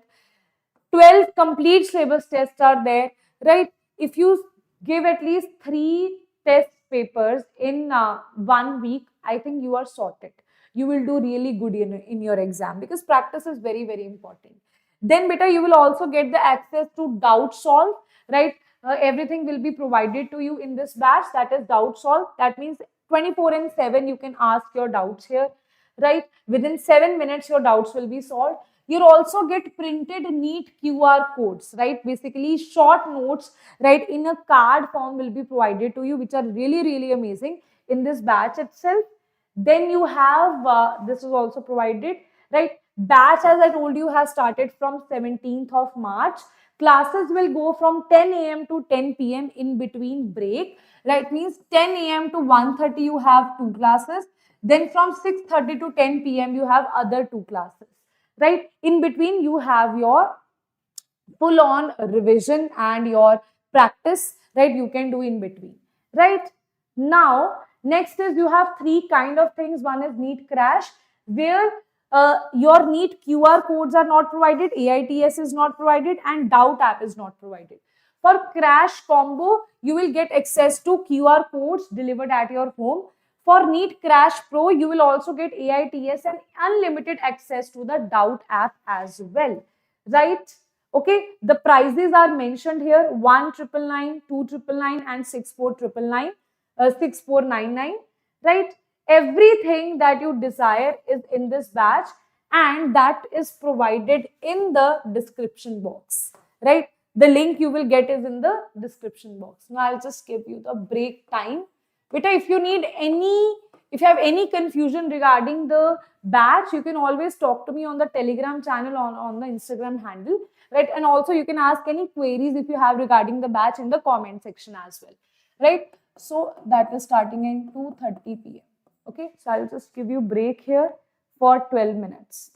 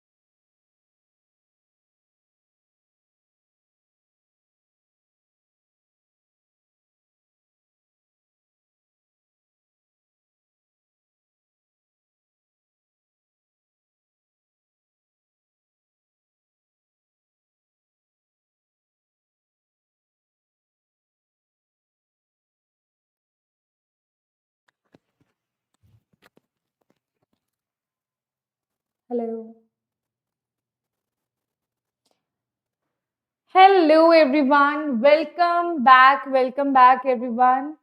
The class has started again.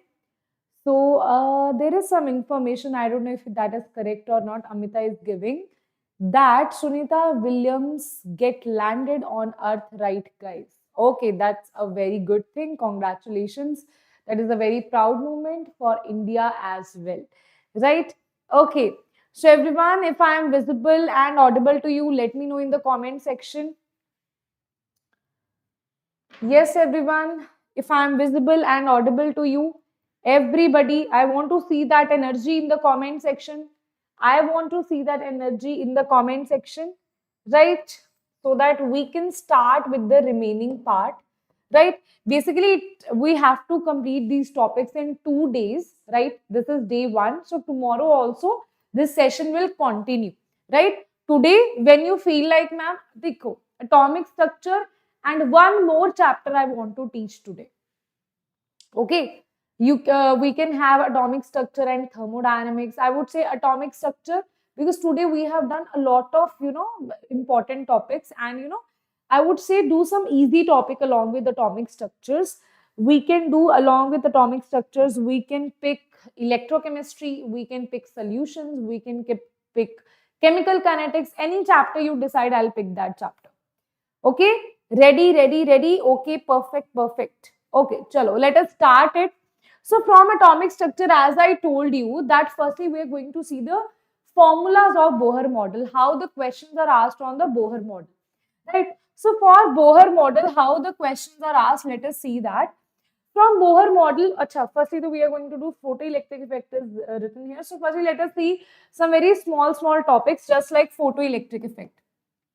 For photoelectric effect, remember few things here. That is, photoelectric effect is that when you have a metal, let's say you have a metal. Why I'm not able to write anything here?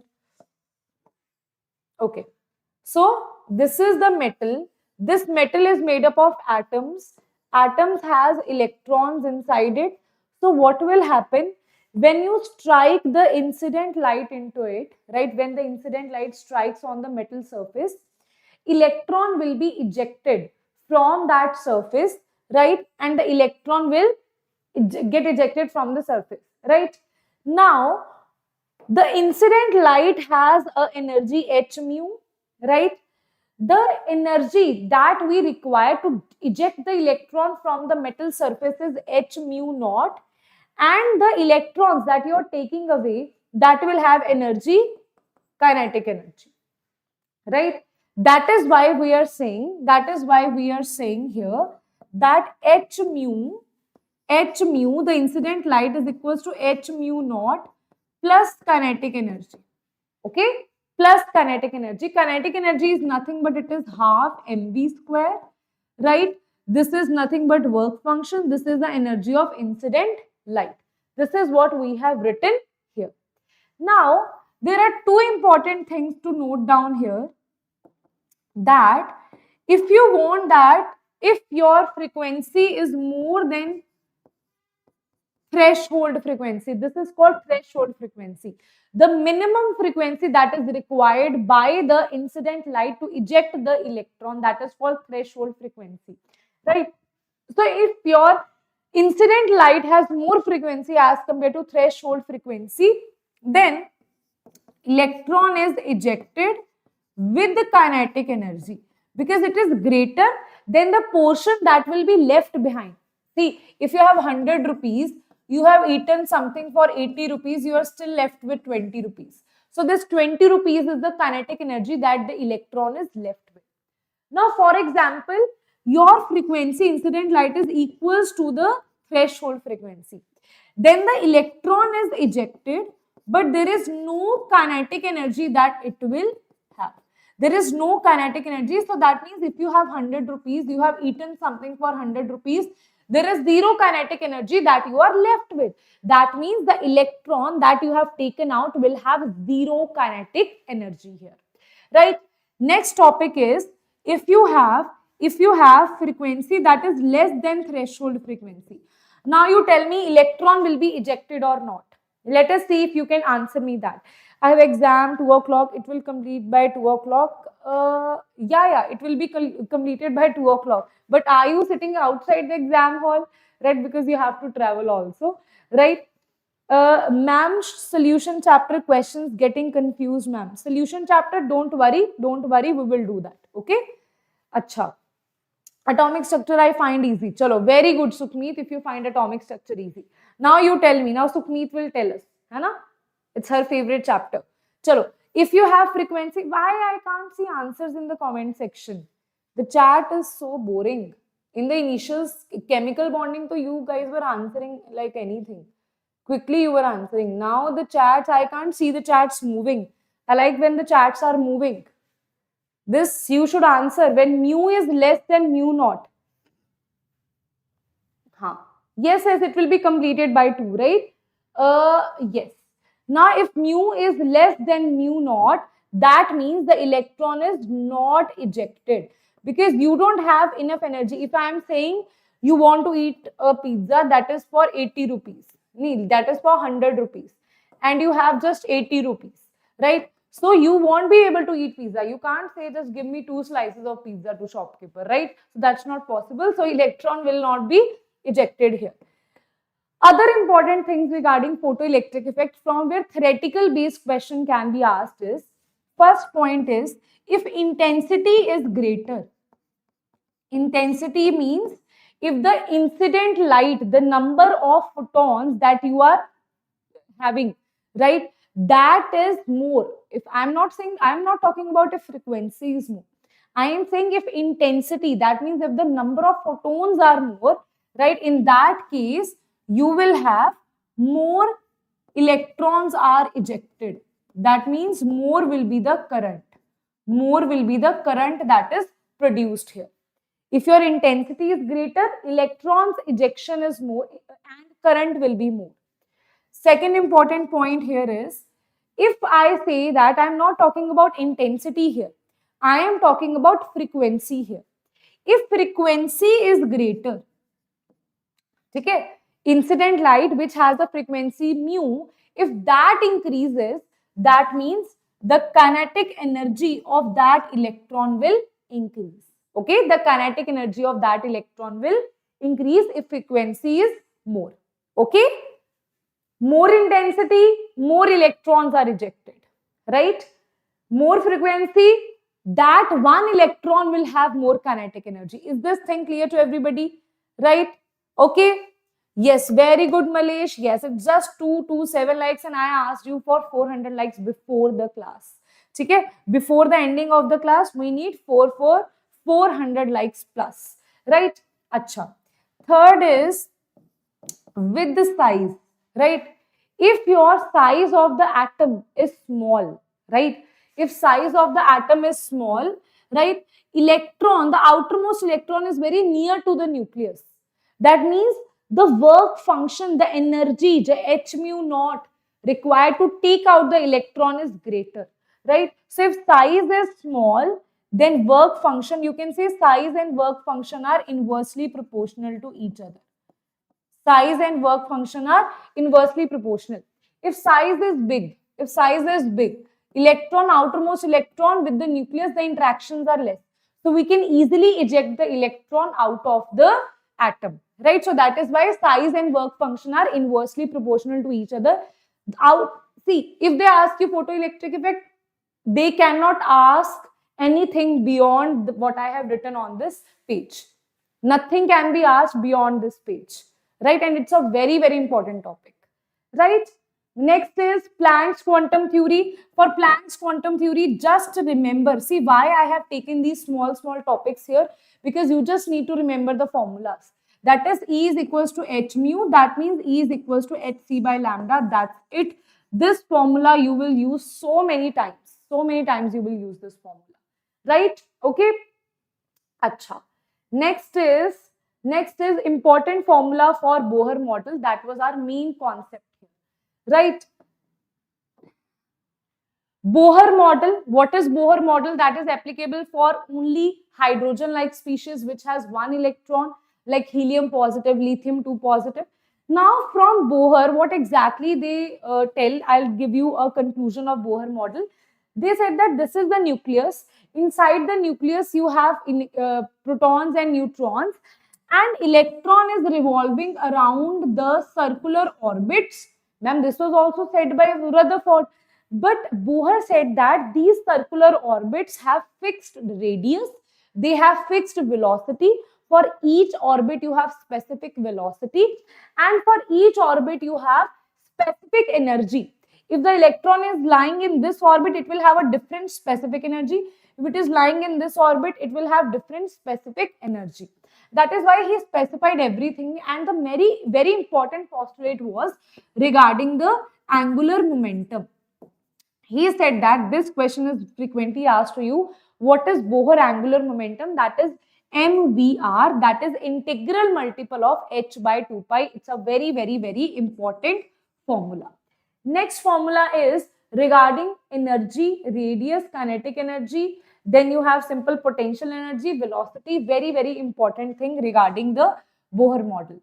So you should know the difference. The difference will be hc by lambda always, right? We will also solve Rydberg equation for that, right? Here, if you talk about the radius, very, very important formula, that is 0.529 into 10 n square by z angstrom. In angstrom, this is the formula. For velocity also, this is very, very important. That is 2.18 into 10 raised power 6 z by m meter per second.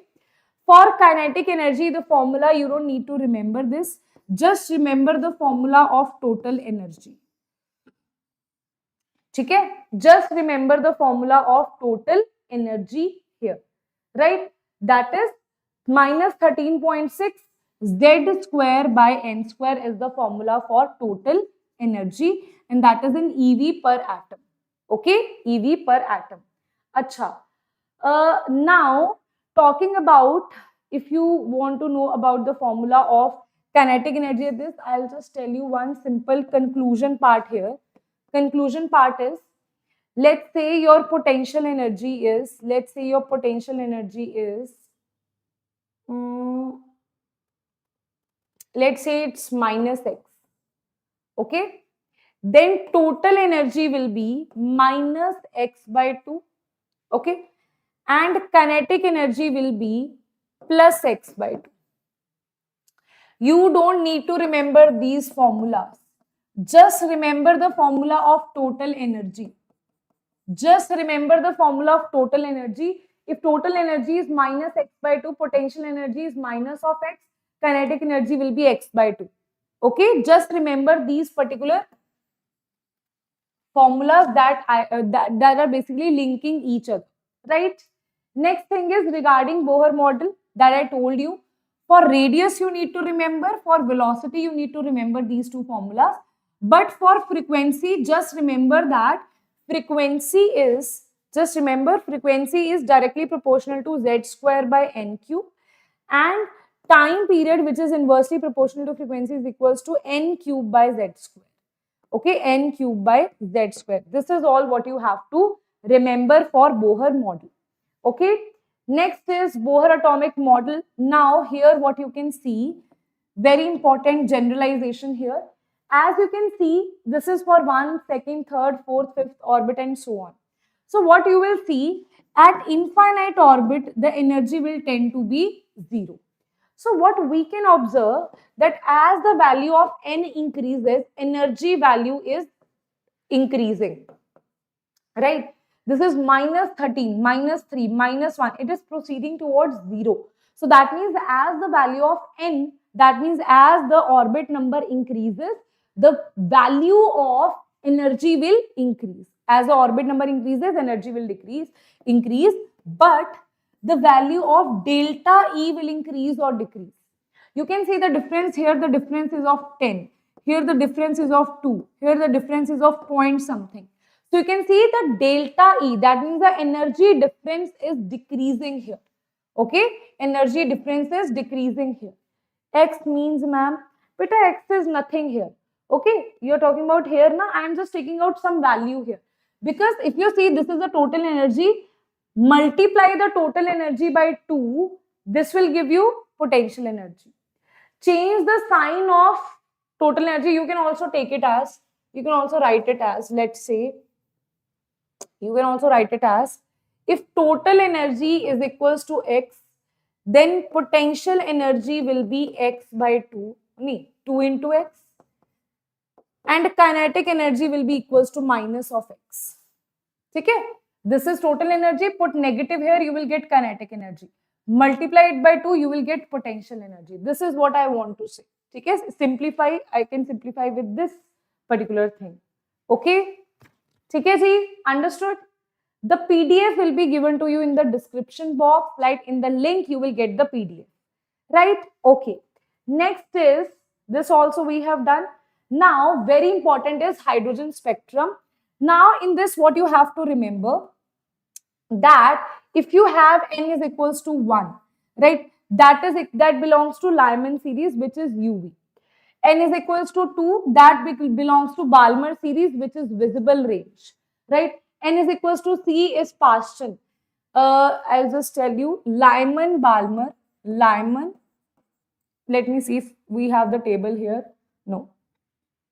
It is Lyman, Balmer,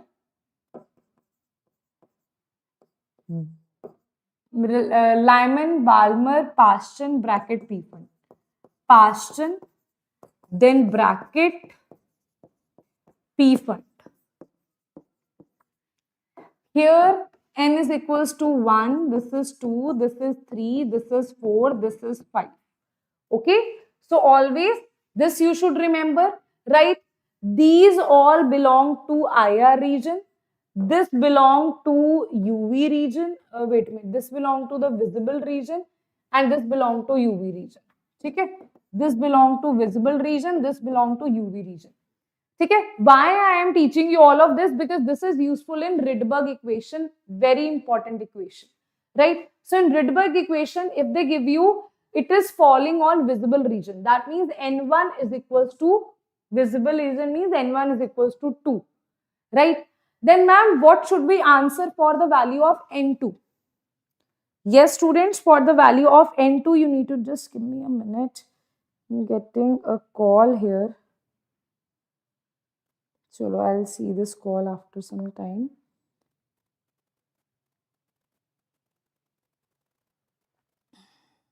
Just give me a minute.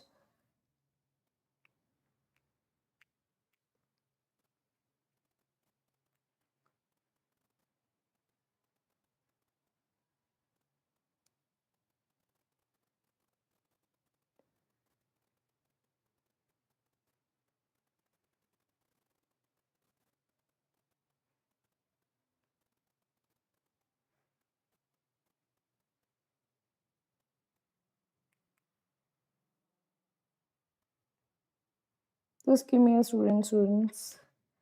Just give me a second. Chalo. Okay. Now, what else you need to remember here? If they give you the lines, okay, what about the lines? Let's say here you have the Rydberg equation. Okay, this is the Rydberg equation. This says 1 by lambda is equals to wave number, which is equals to RH, that is the Rydberg constant, right? Z square, this will tell you the atomic number, 1 by N1 square minus 1 by N2 square. Here one thing is that Rydberg constant is equals to 109677. You can use approximately this value, but you can also use the value of 1 by RH, that is 912 angstrom. This also you can use. In that way, your answer of lambda will be in angstrom. Okay, this also you can use. Now the next thing is, what about N2?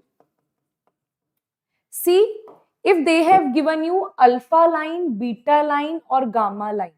But a very important thing I am writing here, alpha, beta and gamma line. For alpha line, N2 will be equals to N1 plus 1. Here N2 will be equals to N1 plus 2. Here N2 will be equals to N1 plus 3. Okay? This is also called first line, second line, third line. Okay, this is also called alpha, beta, gamma line or first line, second line, third line. One more thing that they can tell you is if you have let's say they say that you have maximum energy or minimum wavelength or maximum frequency, or you have minimum energy, maximum lambda and minimum frequency. See, if they have given you these kind of hints, then what you have to use? For alpha line, beta line, gamma line, or first, second, third line, this is the hint that they will give you. For if they are saying that you have maximum energy, that means what exactly we want to say? Arey yaar.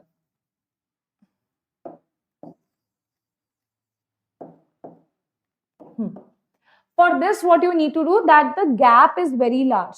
The gap large means this is n2 is equals to infinity. This also they can say last line. Okay. This also they can say last line. Okay. This, it should not be first line. It should be n1 is equals to 1 now.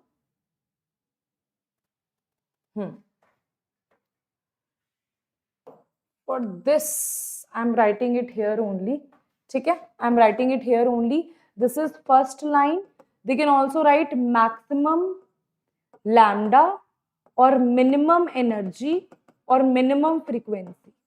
Minimum frequency means the gap should be minimum. That means the next line after N1. So that means you need to add 1 into it. So that will give you minimum energy, minimum frequency, maximum lambda, because energy and lambda are inversely proportional to each other. That is why if your energy is minimum, frequency is minimum, that means lambda is going to be longest. That means longest lambda, maximum lambda. You can say this is also called first line. This is also called alpha line. Okay. I have told you everything here, possibilities, right? All the possibilities that they can ask. Alpha, beta, gamma line they can ask you. First, second, third line they can ask you. Fourth line, if they say fourth line, that will be N2 is equals to N1 plus 4, right? They can also give maximum lambda, minimum energy, minimum frequency, or the opposite of this, right? If you know the value of N1, N2 from these hints, and Rydberg, so I have already told you for 1 by R it is 912, direct value is 109677 centimeters inverse, right? But if you're putting this value, you will get the value in centimeter. If you're putting this value, you will get the answer in angstrom, right? Everything else is just calculation, nothing else. Okay? Okay? Understood?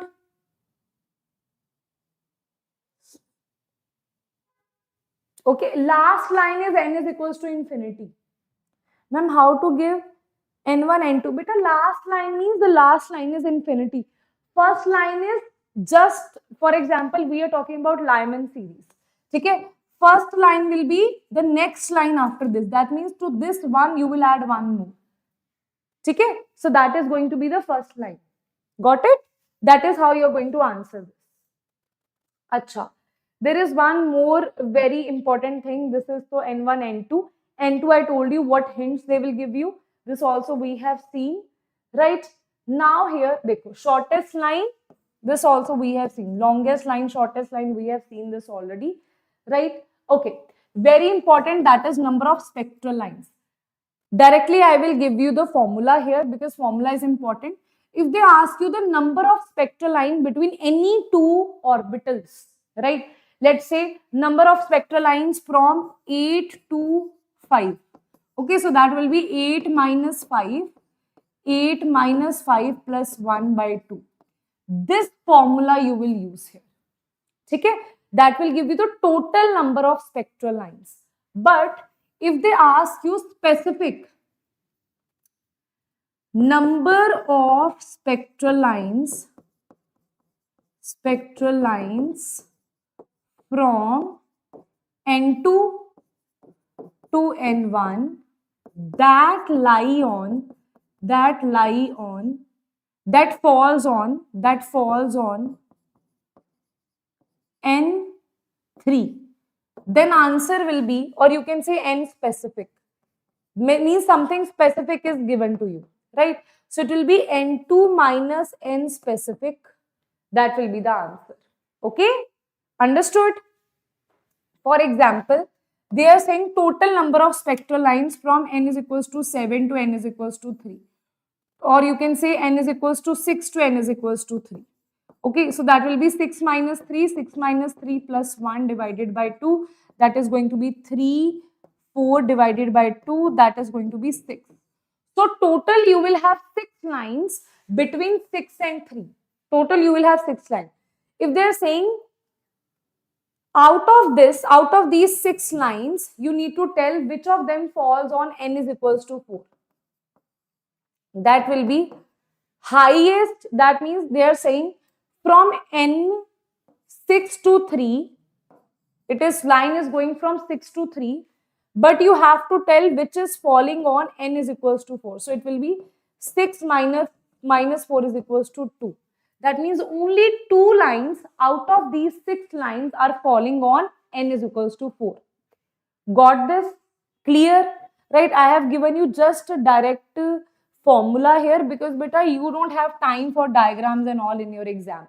If you have seen my one shot lecture of structure of atom, there I have told you why this and that, right? But here we are just doing the recap here. Next is de Broglie hypothesis. So here they have basically two things, dual nature they are talking about. That if you talk about a electron, it is showing both particle and wave nature. If it is showing particle nature, then the circumference will be 2 pi r. Then the circumference will be 2 pi r. If it is showing wave nature, then this will be n into lambda, right? So here you can say it will be, you can put the value of r here, 2 pi r is equals to n lambda. That will give you the answer. Okay. Now, next thing is, what is de Broglie wavelength? So, de Broglie wavelength is lambda is equals to h by mv. That means h by p. Okay, this is the de Broglie wavelength which shows the dual nature. It consists both the wave and particle nature. From that, he had this particular value, right? Next is Heisenberg uncertainty principle.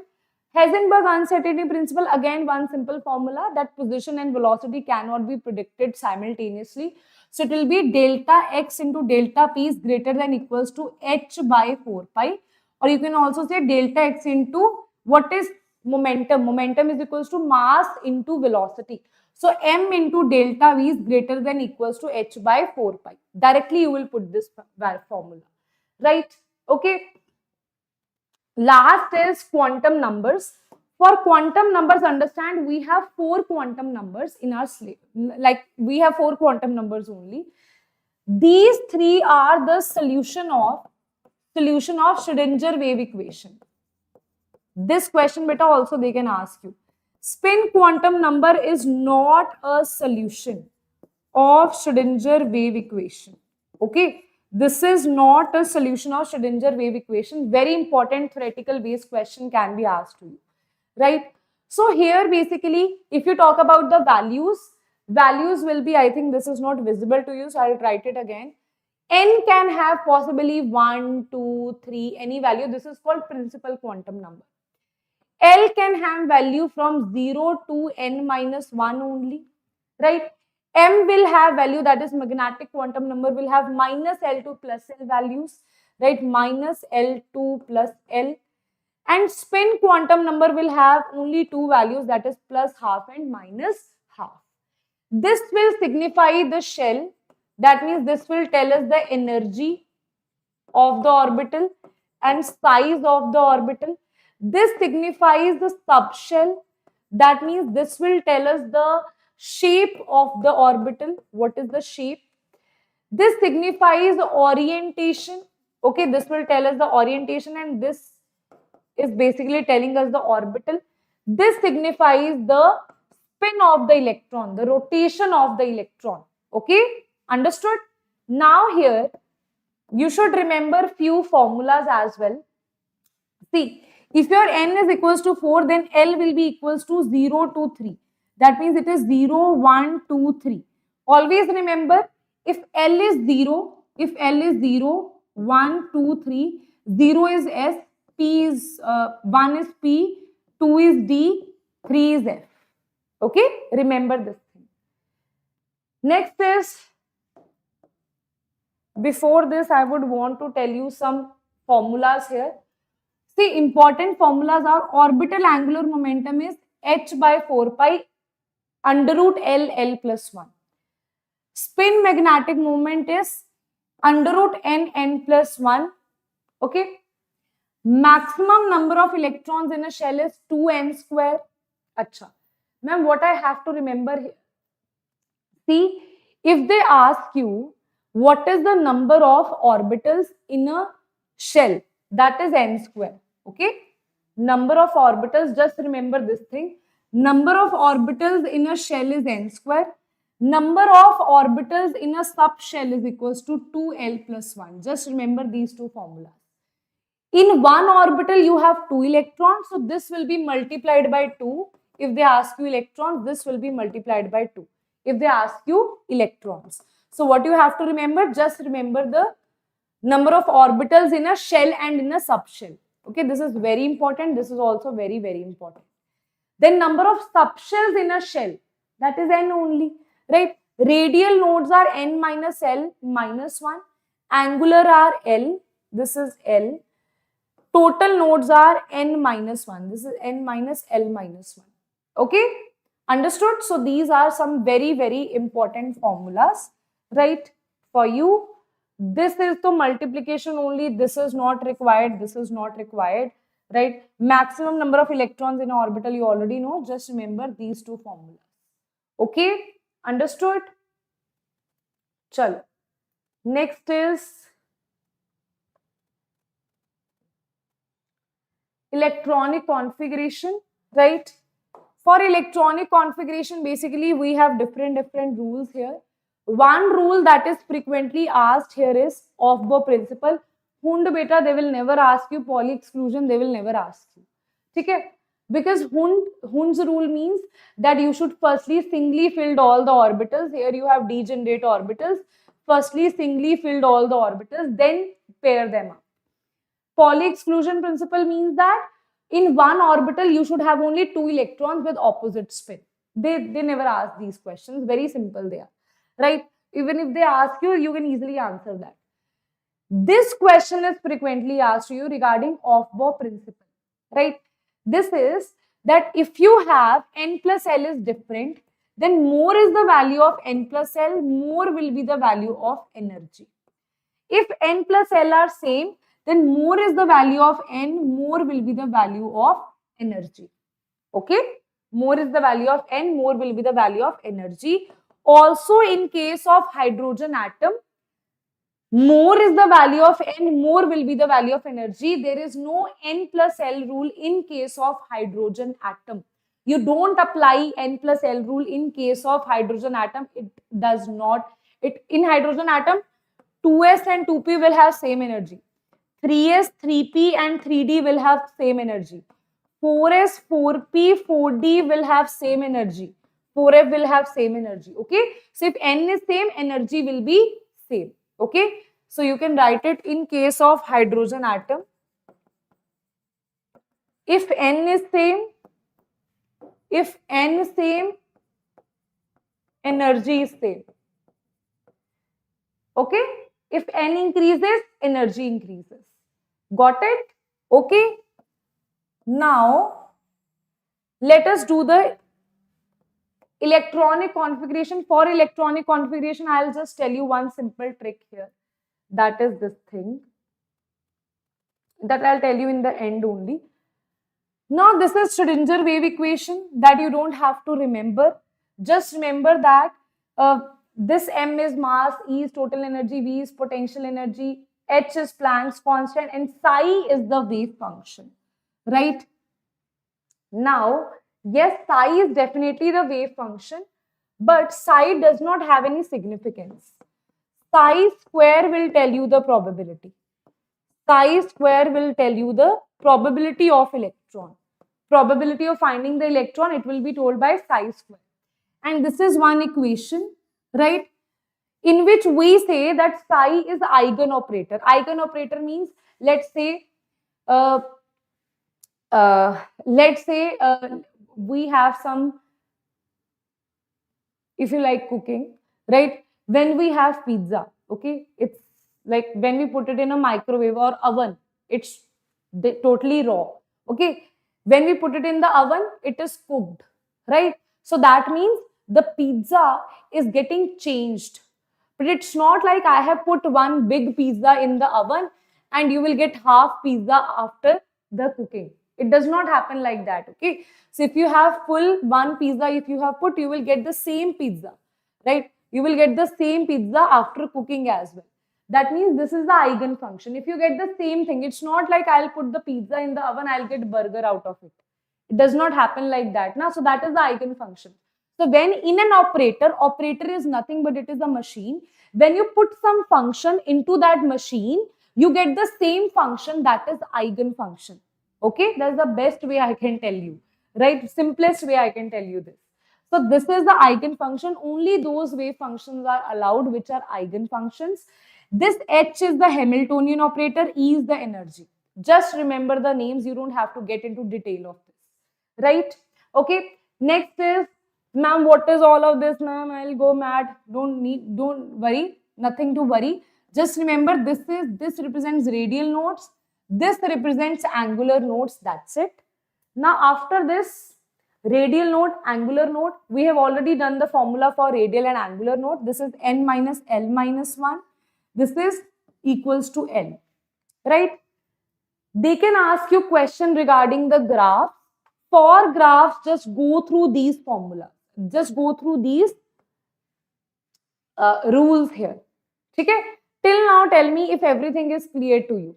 Till now, if everything is clear to you, because now this might be new for some of you. So that's why I am pausing here a little bit to get your full attention on the board. Okay, that's why I'm pausing here a little bit. Okay, everyone, full attention on the board. Everyone, full attention on the board.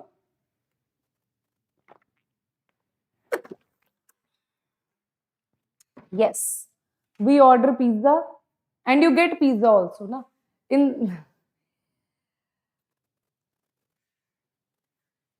But in our home, this happens. We order mama pizza and mama give us dal. Hai. This happens in our home.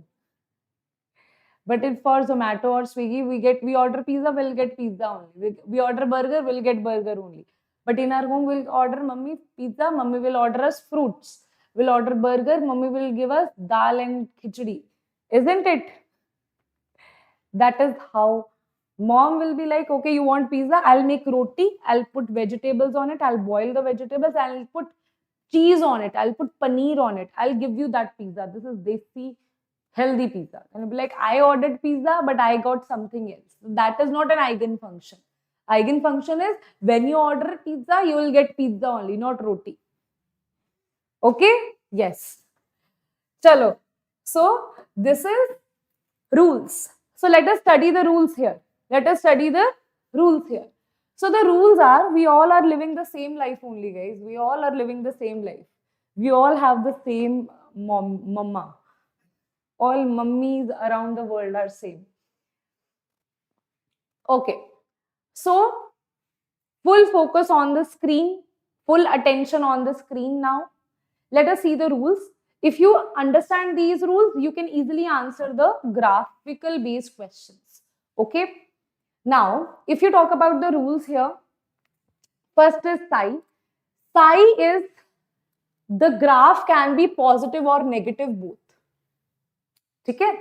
But for other two graphs, that is psi square and 4 pi r square dv psi square, it will be always positive.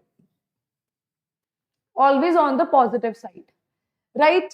Next is for s orbitals. So if you talk about the s orbitals, for psi and psi square, and it will start from maximum. So what you have to remember, see, first 2 points are psi graph is positive and negative.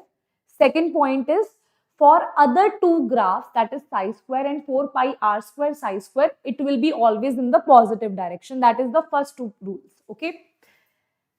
Then we have, if you talk about, will it start from maximum or minimum? Maximum means it is starting from this side.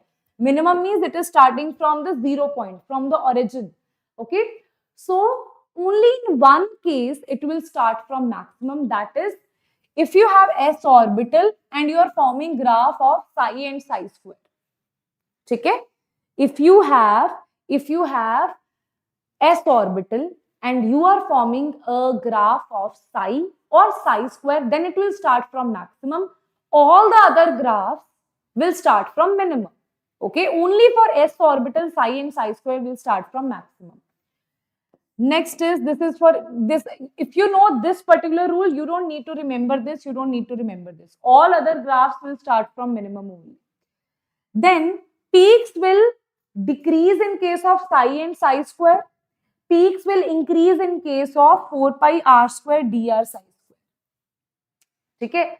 Peaks decrease means maximum, minimum, minimum, minimum. Peaks increase means minimum, maximum, maximum, maximum. Okay, this is how peaks will increase or decrease here. Now I'll give you some graphs here, how easily you will be able to predict that. And also remember one more thing. Ma'am, these graphs are representing the radial nodes. Okay, these graphs are representing the radial nodes, and these radial nodes, you can't say this is a radial node. No, you can't say this is a radial node. No, you can't say this is a radial node. No, the initial and the final point can never be the node, radial node. Okay, the initial and the final point, if it is touching the x-axis, can never be the radial node. Got it? So here, this is the radial node, this is the radial node, this is the radial node.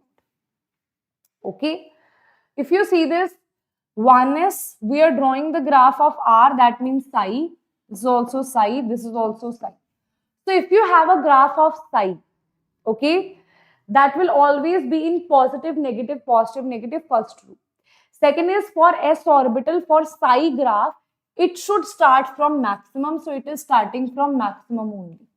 Third is, if you have 2s means n minus l minus 1, 2 minus 0 minus 1, that is 1 radial node. Here it is n minus l minus 1, that is 3 minus 0 minus 1, that is 2. So 2 radial nodes. Okay. Here it is n minus l minus 1, 1 minus 0,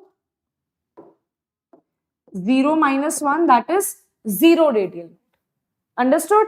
Chal. Next is 2p graph. We know that for p orbital, it doesn't matter which graph you have, it will always start from minimum. So it is starting from minimum. This is also p, this is also starting from minimum, this is also p, this is also starting from minimum. Okay. Now, if you have psi here, this is also psi, this is also psi. For psi, the graph is positive and negative. That means first it will see, if you see the radial nodes here, it is 2 minus 1 minus 1, that is 0. It is 3 minus 1 minus 1, that is 1. It is 3 minus d is what? D is SPD. In D, L is equals to 0. L is equals to 2. 3 minus 2 minus 1, that is 0. Okay. So here you can't see any radial node. Here you can see one radial node. Here also there is no radial node. Okay. Now, because, where it was? Because it is P, it is going on positive side. It is P, it is going on positive and negative side, both, right? Because we are drawing the graph of psi. This also side is also going from positive side. Peaks are decreasing here because for psi, the peaks usually decreases. Okay? For psi, the peaks, I have written here, na, the rules, better you just have to remember the rules. For psi, the peak decreases. So that is why here the peak is decreasing. Here the peak is decreasing. Okay. Next question. Probability density and radial. So this means we are drawing the graph of psi square. Psi square. R square means psi square. In some books you will see R square. In some books you will see psi square. You don't need to get panic out of it because psi square and R square means the same thing. Okay. Now, again, what I am doing, first I'll calculate the radial nodes here. So this is, okay, this is 1 minus 0 minus 1, so it is 0. This is 2 minus 1, 2 minus 0 minus 1, so it is 1. It is 3 minus 0 minus 1, so it is 2. It is 2. For p orbital, L is equals to 1, so 2 minus 1 minus 1, it is 0. Okay. Now, firstly, we have to see how many radial nodes. So it is having it is having one node, it is having two nodes, it is having 0 nodes. That we have verified. That means rule is fine. Now, we know that if you have s orbital, the graph of psi and psi square will start from maximum. So graph of psi and psi square, these are the graph of psi square are starting from maximum. Done? Okay. Next is, if you have p orbital, it doesn't matter which graph you are drawing, it will always start from minimum. That is why this graph is starting from the minimum. And this minimum point is not the node. I told you initial and final points can never be the nodes. Initial and final points can never be the nodes. Okay. Next is, what about peaks? If you draw the graph of psi square, peaks will always decrease. Here, so you don't have any peak. Here you can see peaks are decreasing. Peaks are decreasing. Here you have just one peak, so you can't predict. So basically, in psi square, the peaks will decrease. Okay. Starts from top in s orbital. Very good. Acha. Last one. Let's see the graphs here. Beta, are you able to study the graphs here or not? If you are not able to study the graphs, then let me know. If you are able to study the graphs, then let me know. You are able to study the graphs, right? Because today we have done most difficult chapters that students find very, very difficult, right? Okay. So these 2 days are totally dedicated to those topics only that they are going to ask in your NEET 2025 exam, right? Okay. So now here it is. I'll end the class after atomic structure. Okay, I'll do rest of the topics tomorrow, right? Because I think you guys are exhausted. This is what I feel, right? Okay, so I don't want to overburden you guys, right? Okay, so if we are not able to complete these all important topics in tomorrow, we can have one more lecture. There is no worry in that, right? But all we have to do is, I don't want you guys to fill in something when you are so much exhausted. If you are exhausted, you are tired, you can relax after atomic structure. We have actually done a lot today, right? We have done the most important topic that for sure they will ask. Now let us study the graph of 4 pi r square psi square. This is r is nothing but psi square. So first is, this graph will always, right? For if you talk about this graph will always be on the positive side. Okay. You can see all the graphs are on the positive side. There is no graph that is like this. Okay. Next is for 1s. Now for 4 pi. See, if you have s orbital, only the graph of psi and psi square will start from maximum. Other graph, if you have 4 pi r square psi square, that will start from minimum only. Right? So this has started from minimum, this has started from minimum, this has started from minimum, right? This has started from minimum, minimum, minimum. So for 4 pi r square psi square, all the graphs will start from minimum. Doesn't matter it is S or P, okay? Or D. Talking about the nodes here, it is N minus L minus 1, okay? Tell me the radial nodes. It is 1 minus 0 minus 1, it is 0. 2 minus 0 minus 1, it is 1. It is 3 minus 0 minus 1, it is 2. It is 2 minus 1 minus 1, it is 0, right? It is 3 minus 1. 3 minus 1 minus 1, it is 1, right? It is 1. 3 minus 1 minus 1, it is 1. It is 3 minus what? 3 minus D, SPD, 0, 1, 2. Minus 2 minus 1, that is 0. Okay. So radial nodes also, if you see, this is one node. These are the two nodes, 1 and 2. Initial and final nodes we can't calculate. This is 0 nodes. This is one node. This is 0 nodes. Okay, nodes also we can see that it is actually, we can see that, okay, they are actually in sync with the formulas, right? So here I told you that in the rules, the graph of 4 pi r square psi square, the peaks will increase. You can see the peaks are increasing. The peaks are increasing here. So that means that is the graph of 4 pi r square psi square. Understood? Understood all the rules I have covered here. Are you able to see the graphs here, beta? Are you able to study the graph? Ma'am, little difficulty in graphs. Sukhmeet, yes, if you're studying this for the first time, you will definitely find it difficult. That's why I'm saying go through these rules again. Okay, once I end this class, go through these rules again. Then again study these graphs. Try to study them yourself. Okay, you will definitely find them easy with these rules. Okay, chalo. Now let us do some questions based on structure of atom. Then the lecture will be over. Okay, let's do some questions here. Now it is your test time. So everybody, are you ready? Or you can say this is the time for quiz time. So are you ready for the quiz? Are you ready? Let us see if you have made it to 400 likes or not. I knew you won't complete the target. I knew that. Very disappointed. So let's see how many of you are actually present here who can actually comment down. All the students here, Sukanya, Vijay, Mohana, Trishtina, Bharti, Amita, Sukhmeet, I'll see, Roshni, Amita, I'll see that if you guys also comment down below. I want to see that, right? I want to see if I can do this much for you. Can you type a little bit for me or not? Chal. Two electrons occupying the same orbitals are dissimilar in. Two electrons occupying the same orbital should be dissimilar in spin quantum number. That is according to Pauli exclusion principle. How many electrons can fit in the orbital for n is equals to 3 and L is equals to 1? N is equals to 3 and L is equals to 1.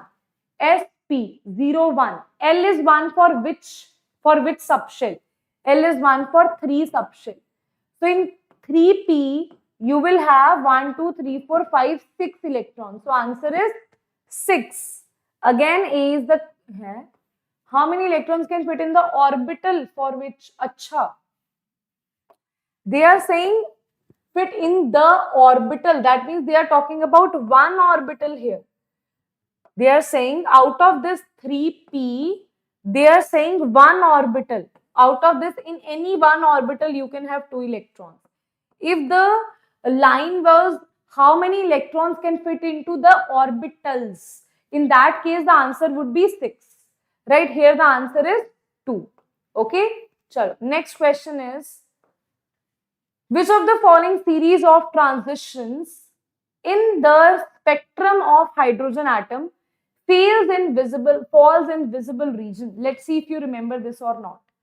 Falls in the visible region. Let's see who is going to answer this.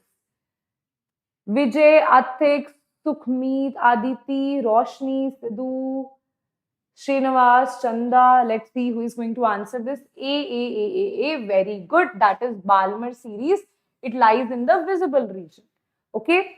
Next is 4D, 5P, 5F, 6P orbitals are arranged in the order of decreasing energy. The correct option is 4D, 5P, 5F, 6P. They are arranged in the, this is from N plus L rule. N plus L rule. How you will answer that? How you will answer the N plus L rule?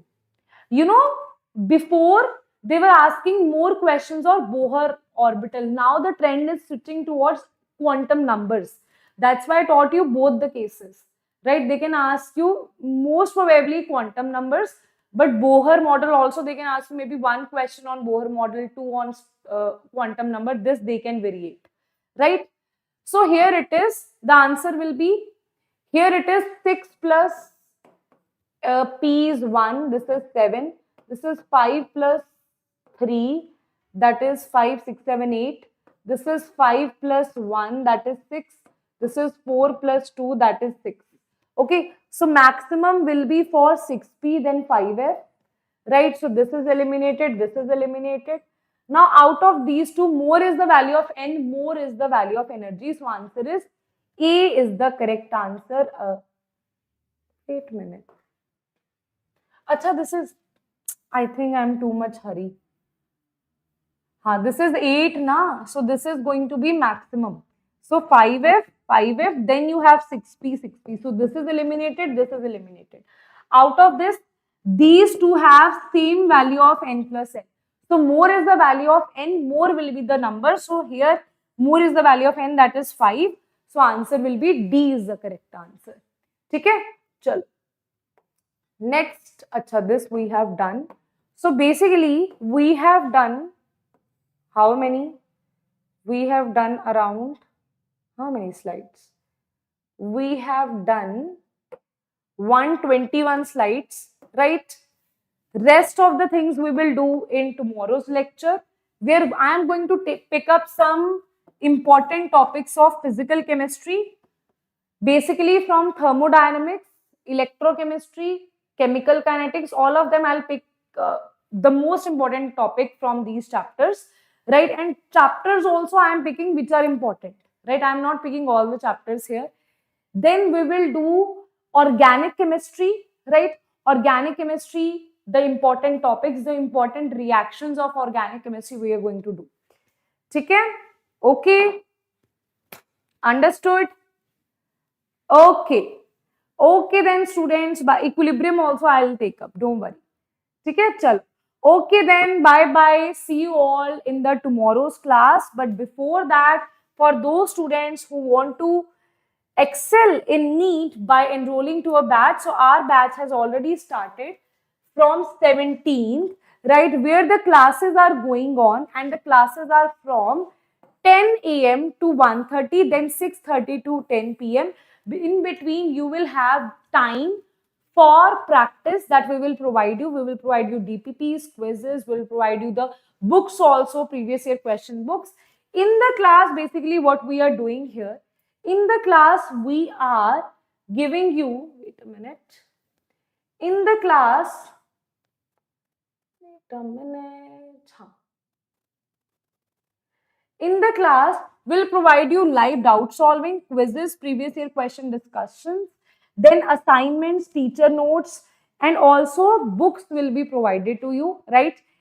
And one more thing that will be available to you is AITS, All India Test Series, right? So here you will get around 25 tests. You will also get QR codes. You will also get QR cards here. In QR cards for physics, chemistry, and bio, you will have small short notes for you in a very good printed, very colorful manner, so that you are able to revise everything. Let's say you want to revise atomic structure in 5 minutes, you can easily do that. You want to revise all the naming reactions, you can easily do that with the help of QR cards, which are provided to you in the batch itself, right? Then if you're like, I am solving these questions, man, between the time between 1:30 and 6 p.m. I was doing the questions, but I got some doubt. So you have instant doubt solved, right? Where you get the instant PDF and video solution. Still confused, connect with our teacher and solve it within 7 minutes. Within 7 minutes, your query will be answered and the access will be provided to you in the batch itself, right? Then beta, if you talk about this particular batch here, right, in this batch, if you want to get all the things, right, online test series practice, let's say if you want to get all the things, right, that means you also want to get QR cards, all India test series, you also want to get doubt app, then that is for 6499. Okay, that is NEET Crash Pro, where you get everything that is required. Now, if you're like, ma'am, I already have test series, ma'am, I already have someone who can answer my doubts, my Didi Bhaiya, they can answer my doubts, then go for this NEET Crash combo, where you will get NEET QR cards that I'm sure you will not have. If you have ordered it before, then that's a different thing, right? Otherwise, these are really amazing, right? If you're like, ma'am, I have ordered these already, ma'am, I have these QR cards also, then go for NEET Crash Batch, that is having live session, online test, pedagogy, VBuddy, at home. This is not provided. Okay, this is not provided. So this is your NEET crash course simple. That is for 1999. So accordingly, the classes I have already completed structure of atom in the batch, right? So students are already enrolled there, है ना? So they are already taking advantage. All the things will be provided to you in the description box regarding the batch. If you still have some query regarding the batch, you can ask me in the comment section. Okay? Yes. Okay, students, chalo. Now I'll take your leave. This is Diksha Kaushal signing off. Now I want you guys to comment down below that how was today's class so that we also get motivated. We can also have more sessions for you like this. Okay, so I want all of you to fill the comment section with big comments, right? Okay, fill down all the whatever you have in your heart, right? Fill it down in the comments. Okay. Chal. Okay then, bye bye. Take care. See you all in the next class. That is tomorrow at 10 a.m. Bye bye.